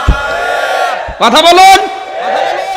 যত ইবাদত আছে দেখেন, খালি ফরজটা বাদ দিয়ে সবগুলোতে এখন ভেজাল ঢুকিয়েছে। নামাজের পরে অন্তত যে নিয়ম নীতিগুলো ছিল ওগুলো এদেশে পালন করলে মানুষ উল্টা ভাবে। নবীজি নিজে নামাজের পরে পড়তেন আল্লাহু আকবার 3 বার, আস্তাগফিরুল্লাহ 3 বার, আয়াতুল কুরসি 1 বার, লা ইলাহা ইল্লা আনতা সুবহানাকা ইন্নী কুনতু মিনাজ জালিমিন, লা ইলাহা ইল্লাল্লাহু ওয়াহদাহু লা শারীকা লাহু লাহুল মুলকু ওয়া লাহুল হামদ ইউহয়ি ওয়া ইউমীতু ওয়া হুয়া আলা কুল্লি শাইইন কাদির, আল্লাহুম্মা আনতাস সালাম ওয়া মিনকাস সালাম, তাবারাকতা রব্বানা ওয়া তাআলাইকা ইয়া যাল জালালি ওয়াল ইকরাম, লা ইলাহা ইল্লাল্লাহু মুহাম্মাদুর রাসূলুল্লাহ। আমি লোকে বানালাম, সব হাদিস দিয়ে প্রমাণিত। নবীজি এই দোয়াগুলো করতেন, আমাদের এই দোয়ার কোনো খবর নেই। সালাম ফিরিয়ে আল্লাহুম্মা আমিন। তে আল্লাহুম্মা আমিন কি? আল্লাহুম্মা আমিন আপনি বলেন কি? আপনি তো কিছু বলবেন যে আল্লাহ আমি এগুলো চাই। আপনি বলা লাগবে আল্লাহুম্মা আনতাস সালাম, হে আল্লাহ তুমি অবশ্যই শান্তি, শান্তির একচ্ছত্র মালিকানা তোমার। আমি তোমাকে ডাক দিচ্ছি শান্তি পাওয়ার জন্য, কারণ আমার মনে শান্তি নেই, আমার পরিবারে শান্তি নেই। এক কথা বলেন না কেন? আপনি দোয়া করছেন সালাম ফিরিয়ে আল্লাহুম্মা আমিন, তা কিছু বলবেন না। আর আমাদের দেশে ভেজাল কি হাত তুলবেন না হাত ছেড়ে দেবেন এই নিয়ে? এটা ভেজাল করা জিনিস না। আল্লাহর নবী বিশ্ব নবী হাত তুলেও মোনাজাত করেছিলেন, হাত ছেড়ে দিয়েও করেছিলেন। স্থান কাল পাত্র ভেদে আপনাকে করা লাগবে। এমন এমন দোয়া আছে যে দোয়া পড়তে গেলে হাত তোলা যায় না, নেই? কোন সময়? হ্যাঁ, আপনি গাড়িতে চড়বেন, দোয়া আছে সুবহানাল্লাযী সাখখারা লানা হাযা ওয়া মা কুননা লাহু মুকরিনিন ওয়া ইন্না ইলা রাব্বিনা লামুনকালিবুন। এখন যদি বলেন সুবহানাল্লাযী সাখখারা লানা, বাস ছেড়ে দেবে না? তো ওই জায়গায় তো হাত তোলার দরকার নেই। আমি আবার বলছি, নামাজের পরে হাত তোলা ছেড়ে দেওয়া এই নিয়ে মারামারি করে, এগুলো ইসলামের ভেতরে ফিতনা সৃষ্টি করা। কেউ যদি তুলে করে করতে দেন, ওটা তো ফরজও না ওয়াজিবও না, ওই নিয়ে মারামারি করার দরকার। তাকে বোঝাতে পারেন যে আপনি এইভাবে করেন। আর কেউ যদি না করে ওইটা নিয়েও বাড়াবাড়ি করার দরকার নেই। কিন্তু আমার আশ্চর্য লাগে, মনে করেন এলাকায় সবাই মোনাজাত করছে, কিছু দোয়া দরুদ পড়ে মোনাজাত করছে, আর আপনি একা একা বসে আছেন অহংকারের মতো এইভাবে নিয়ে। না, এটা জায়েজ নেই আপনার জন্য। হ্যাঁ, যেখানে কেউ তোলে না সেখানে আপনার তোলার দরকার নেই। যেখানে তুলছে এই আবহমান কাল থেকে নিয়ম নীতি চলে আসছে, একদিনে যদি এসে পাল্টাতে যান মার খেয়ে মরবেন, আর জাতি উল্টা বুঝবে। আপনাকে পাল্টানো লাগবে বেদাত গুলো আস্তে আস্তে। কিভাবে? আকালা রাব্বুকুম উদউনি আস্তাজিব লাকুম, আল্লাহ বলেন আমাকে ডাকো আমি ডাকের সাড়া দেব। ডাকা লাগবে, ডাকা মানে দোয়া করা, ডাকা মানে ইন্নাল্লাযীনা ইস্তাকবিরুনা আন ইবাদাতি, নিশ্চয় যারা আমার ইবাদত থেকে মুখ ফিরিয়ে নেবে। এখানে ইবাদত মানে দোয়া করা, কারণ আগের আয়াতে কি আছে? দোয়া। এই কথা বলেন না কেন? এজন্য ইবাদত মানে বলেন এই দোয়া করা থেকে কেউ যদি নিষেধ করে, দোয়া করা থেকে কেউ যদি বিরত রাখতে চায় অহংকার করে, সায়াদখুলুনা জাহান্নামা দাখিরিন, অতি সত্বর আল্লাহ তাকে লাঞ্ছিত করে জাহান্নামে পাঠাবে। জোরে বলেন নাউজুবিল্লাহ। আমি যেটা বলতে চাচ্ছিলাম, বিশ্ব নবীর সামনে যখন আল্লাহ পর্দা দিয়ে বলবেন এগুলো উম্মত না, আওয়াজ আসবে এগুলো উম্মত না, আমিও জানি, কিন্তু এরা আপনার রেখে আসা ইসলাম উল্টা পাল্টা করে মেনেছে। সুতরাং এই দেশে যারা ইসলামকে উলট পালট করে মানছেন, বাদ দেন, আপনি কিন্তু ওই সময় আর সুপারিশ পাবেন না। সঙ্গে সঙ্গে এত মহব্বতের নবী গরম হয়ে বলবেন সাহকান সাহকান লিমান গায়্যারা বাদি, দূর হয়ে যা, তুই আমার উম্মত না। জোরে বলেন নাউজুবিল্লাহ। এজন্য যে যা করছেন আপনি নিজের ফায়সালা নিজে করেন, যে যতটুকু অপরাধ করলেন এটা আপনি বহন করতে পারবেন কিনা। বাইজিদ বস্তামি রহমাতুল্লাহ আলাইহি একবার যাচ্ছিলেন, প্রতিমধ্যে তাকে ডাকাতে পেয়েছে, ডাকাত ধরে তাকে বেঁধে ফেলেছে গাছের সাথে। ডাক দিয়ে বলছে আপনার কাছে যা আছে সব আমাকে দিয়ে দেন, বের করেন, নয়তো আপনাকে মেরে ফেলবো। উনি বললেন ভাই আমি সব দিয়ে দেব, আমার কোনো অসুবিধা নেই, কিন্তু আমার একটা প্রশ্ন আছে, আপনি যে মানুষের সম্পদগুলো জোর জবরদস্তি করে ছিনতাই করে নেন, এই অপরাধের ভাগ কি আপনার সন্তান স্ত্রী কেউ নেবে? ডাকাত একবারে জবাব দিচ্ছে নেবে না মানে আমি ওদের জন্যই করি, ওরা নেবে না মানে অবশ্যই নেওয়া লাগবে। বাইজিদ বোস্তামি বলে ভাই আমাকে আপনি শক্ত করে আরো বাঁধেন, আর বাড়ি যেয়ে একটু জিজ্ঞাসা করে আসেন ওরা নেবে কিনা। শক্ত করে লতা পাতা দড়ি দিয়ে বেঁধে বাড়িতে যে স্ত্রীকে সন্তানকে বলছে আমি অপরাধগুলো তোমাদের জন্য করি, বলো তো এই ছিনতাইয়ের অপরাধের ভাগ তোমরা নেবে কিনা। স্ত্রী বলছে স্বামী বিয়ে করার পরে কি খাওয়াবে না খাওয়াবে এটা আপনার দায়িত্ব, ও অপরাধের ভাগ আমার নেওয়ার মতো কোনো কায়দা নেই, আমি রাজি না। সন্তান বলছে বাবা জন্ম দিয়েছেন, আপনি কি করবেন আপনার ব্যাপার, আপনি কোথা থেকে নিয়ে আসবেন খাবার ওটা আপনার ব্যাপার, আমি জানি না, আপনার অপরাধের ভাগ আমি নিতে পারলাম না। এক দৌড়ে এসে ডাক দিয়ে বলছে হুজুর যা বলেছিলেন সবই মিলে গেছে, আপনি যা যা বলেছেন সব আমার সাথে মিলে গেছে, এরা সব দুনিয়ায় আমাকে বেটে খাওয়ার ধান্দায় আছে, আমি ওদের জন্য আর অপরাধ করতে রাজি না, আপনি আমাকে আলোর পথ দেখান। কুল্লু নাফসিন বিমা কাসাবাত রহিনা, কেউ কিন্তু কারো না। নবীজি বলেন মরণের পরে মানুষের সব সম্পর্ক আল্লাহ নিজে কাট করে দেয়। মরণের পরে কারো সাথে আপনার আর সম্পর্ক থাকে না। হ্যাঁ এতটুকু দায়িত্ব আপনার আছে, মানুষ মারা গেলে তাকে দাফন কাফন করা লাগবে, কবরে দেওয়া লাগবে, এই দায়িত্ব কিন্তু আপনার, কিন্তু তাকে জান্নাতে দেওয়া লাগবে, দায়িত্ব আপনার। বলেন মরণের পরে ওকে দাফন কাফন দিয়ে শেষ, ও জান্নাত যাবে না জাহান্নামে যাবে, আপনার সাথে আর কোনো সম্পর্ক নেই। কিয়ামতের দিন অনেকে বলে চাইলে হাফেজ হলে 10 জন মানুষ জান্নাতে নিয়ে যাবে, ঠিক আছে হাদিস, কিন্তু 10 জন মানুষ নিয়ে যাওয়ার যোগ্যতা ওই হাফেজের থাকা লাগবে। যে হালালকে হালাল জানে, হারামকে হারাম জানে, তাই কোরআনের সম্মানে আল্লাহ তাকে পাওয়ার দেবে, কিন্তু সেরকম হাফেজ কই? হাফেজ মাওলানা জিয়াউল হাসান ও তো হাফেজ, যে কাবা শরীফকে ভাস্কর্য বলেছে, ও 10 জন জান্নাতে নেবে না 10 জন জাহান্নামে নেবে? তো এইরকম হাফেজ বানানো দরকার নেই, যারা কোরআনের সম্মানই রাখতে পারে না, দুনিয়ার ধান্দায় পড়ে তালে পড়ে দুনিয়ার আখের গোছাতে গিয়ে সব হারিয়ে ফেলেছে। উলাইকাল্লাযীনা ইশতারাউ যালালাতা বিল হুদা ফামা রাবিহাত তিজারাতুহুম ওয়া মা কানু মুহতাদিন। জোরে বলেন আল্লাহু আকবার। আল্লাহ পাকে এই কথাগুলো মানুষকে জানাতে জানাতে হঠাৎ করে আলোচনার ধরন তিনি পাল্টিয়ে ফেলেছেন। আল্লাহ পাক বলেন ইল্লা সাহাবাল ইয়ামিন, কিন্তু যারা ডানপন্থী তারা বাদ দিয়ে এই ডানপন্থীদের ভেতরে কোরআনওয়ালা যারা তারা এক নাম্বার। এই জন্য কোরআনওয়ালা যারা কিয়ামতের দিন তাদের বন্ধুত্ব থাকবে কোরআনের কারণে। কিসের? হাফেজ যে আলেম যে ওর ভেতরে কি আছে এই বলেন না কেন?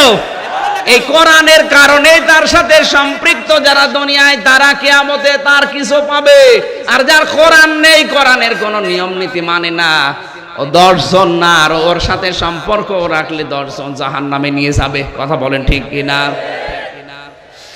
জান্নাতে যারা ডানপন্থী মানুষ এরা বাদ দিয়ে সম্পর্ক সব কাট হয়ে যাবে। হঠাৎ করে জান্নাতের বেলকনিতে দেখা হবে একজন আরেকজনের সাথে। দুইজন সামনাসামনি জিজ্ঞাসা করবে, ভাই কোথায় আছেন? বলে পাশের ফ্ল্যাটে, আসেন বসি। তাফসিরে ফি জিলালিল কোরআনে সাইয়্যিদ কুতুব লিখেছেন, দুইজন মিলে এক জায়গায় বসে যখন গল্প করবে হঠাৎ করে তাদের নজর চলে যাবে জাহান্নামের দিকে। জাহান্নামে দেখতে পাবে ওদের এলাকার মানুষগুলো পড়ে দাও দাও করে জ্বলছে।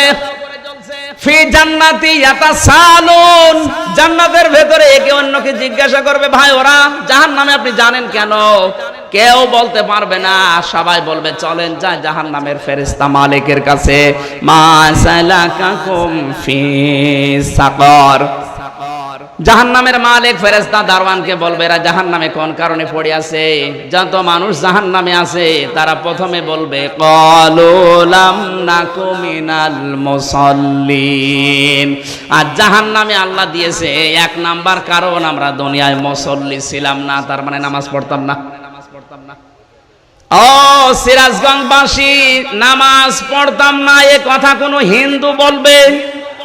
বলেন না কেন? কোন খ্রিস্টান, কোন বৌদ্ধ, তারা তো নামাজই পড়ে না। তার মানে যে মুসলমান দাবি করার পরেও নামাজ পড়ে না, সে যে দলের লোক হোক ও জাহান্নামে যাবে, ওর যাওয়া লাগবে। এ ফতোয়া দিচ্ছে ও নিজে। কলো তারা সবাই বলবে লাম নাকু মিনাল মুসাল্লিন, নামাজ পড়তাম না।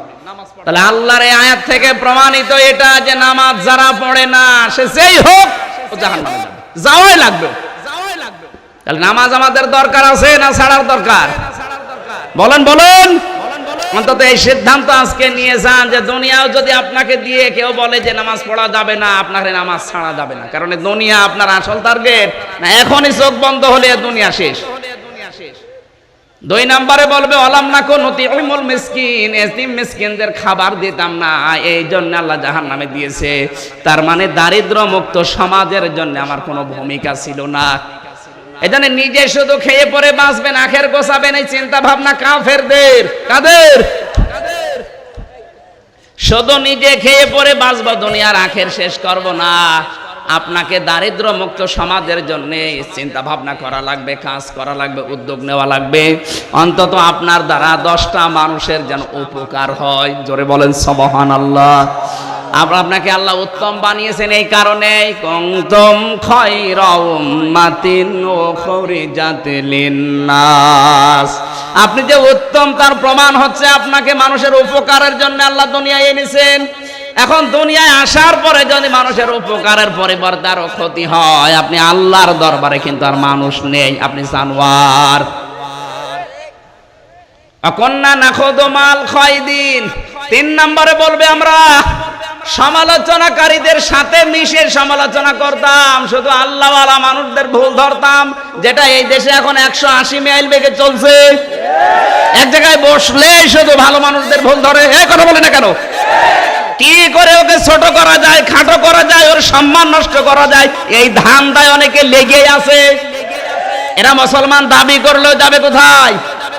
কন্যা নুকাদ্দিবু বিয়াউমিদ্দিন, জাহান্নামে আল্লাহ দিয়েছে এই কারণে যে কিয়ামত হবে এটা বিশ্বাস করতাম না, কাজ এবং কথার দ্বারা। হাত্তা তানাল ইয়াকিন, হঠাৎ করে আমাদের সাথে কখন যেন মরণ সাক্ষাৎ করেছে। ফামা তানফাউহুম শাফাআতুশ শাফিঈন, এই চার শ্রেণীর মানুষের জন্য কোনো সুপারিশকারী যদি সুপারিশ করে কাজে লাগবে না। ফামা লাহুম আনিত তাযকিরাতি মুরিদিন, আল্লাহ তাআলা বলেন এই উপদেশ শোনার পরে মুখ ফিরিয়ে চলে যাবে না, এগুলো মেনে নেবে বলো? আল্লাহ আমাদেরকে এই চার প্রকার মানুষ থেকে হেফাজত করুন, জোরে বলেন আমিন। বিশ্বনবীর একটা হাদিস পড়েছিলাম, 7 প্রকার মানুষকে কিয়ামতে আল্লাহ তার আরশের ছায়ায় স্থান দেবেন। তার ভেতর প্রথম যারা ন্যায় বিচার কায়েম করে দুনিয়া।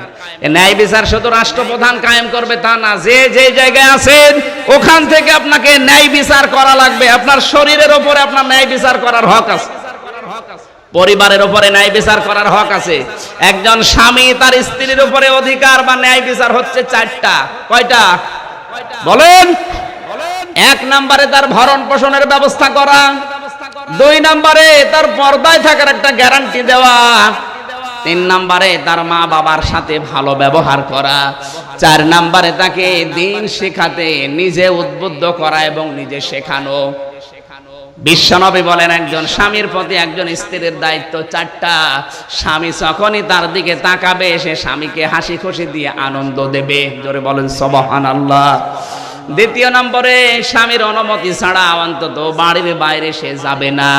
3 নম্বরে স্বামী যেটা পছন্দ করে না এরকম কোনো পুরুষকে তার কাছে আসতে দেবে না। 4 নম্বরে স্বামী যেটা পছন্দ করে স্ত্রী ওইটা পছন্দ করবে। স্বামী পছন্দ করছে আপনি খোলামেলা থাকেন, আপনি থাকবেন কি না? মানে আপনি বেশি বোঝেন।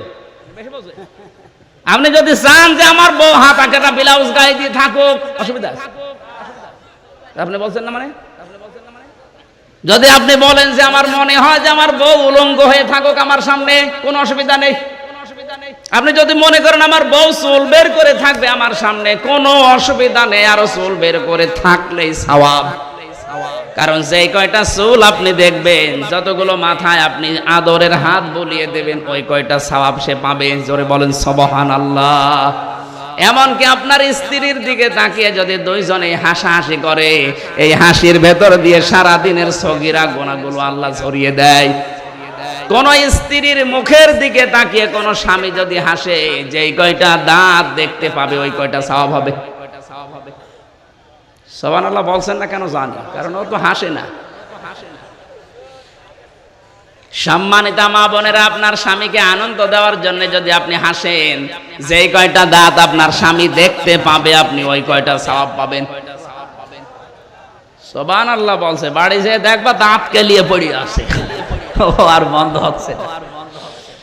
আল্লাহ আমাদেরকে অন্তত এই 4 শ্রেণীর যে মানুষ বললাম, মুসলমান দাবি করার পরেও নামাজ পড়ে না, এতিম মিসকিনদের খাবারের জন্য উৎসাহ দেয় না, দারিদ্র্যমুক্ত সমাজের জন্য কাজ করে না। 3 নম্বরে যারা সমালোচনাকারীদের সাথে মিশে সমালোচনা করে আর কিয়ামতে জবাব দিতে হবে এটা কথা কাজের দ্বারা যারা মিথ্যা প্রতিপন্ন করে, এই 4 প্রকার মানুষ থেকে আল্লাহ হেফাজত করুন, জোরে বলেন আমিন। আজকের মাহফিলের কমিটির যে ছেলেরা সব কর্মজীবী, ঢাকাতে কাজ করে, আমার এই কাশেম ভাইয়ের মাধ্যমে ওনারা আমাকে নিয়ে এসেছে, ওনারা ওখানে কাজ করে। ওই ছেলেরা পরিচিত হবে, যেন এই ছেলেগুলো আগামীতে অন্তত কোনো অন্যায় কাজের সাথে আর জড়িত না হয়। আল্লাহ যেন কবুল করেন, জোরে বলেন আমিন। কয়জন আছে? আসেন এখানে দাঁড়ান, পেছনে দাঁড়ান। আমরা 3টা প্রশ্ন পেয়েছি, উত্তর দেব। ঘোষ দিয়ে ইমামতি নিলে তার পেছনে নামাজ হবে কিনা, এ আবার ফতোয়া দেওয়া লাগবে। গোলাম শব্দের শাব্দিক বিবেচনায় রসুলের গোলাম বলা যাবে কিনা? না, রসুলের গোলাম না, আমরা আল্লাহর গোলাম। নামাজে প্যান্ট গুছিয়ে নামাজ হবে কিনা? না, নামাজে আপনি প্যান্ট গোছাবেন কোন কারণে? সব সময় প্যান্ট টাকনোর উপরে পরা লাগবে। সূরা আগেরটা পরে, পরেরটা আগে পড়লে নামাজ হবে, যদি ইচ্ছাকৃত পড়েন নামাজ হবে না। কিয়াম করা কি ফরজ? না, কিয়াম করা ফরজ কে বলেছে? সব বানানো কথা। আর কি কোনো প্রশ্ন আছে কারো? আমরা মোনাজাত করব, ওই মুসাফির মানুষ দোয়া করে বাড়ি যাবে।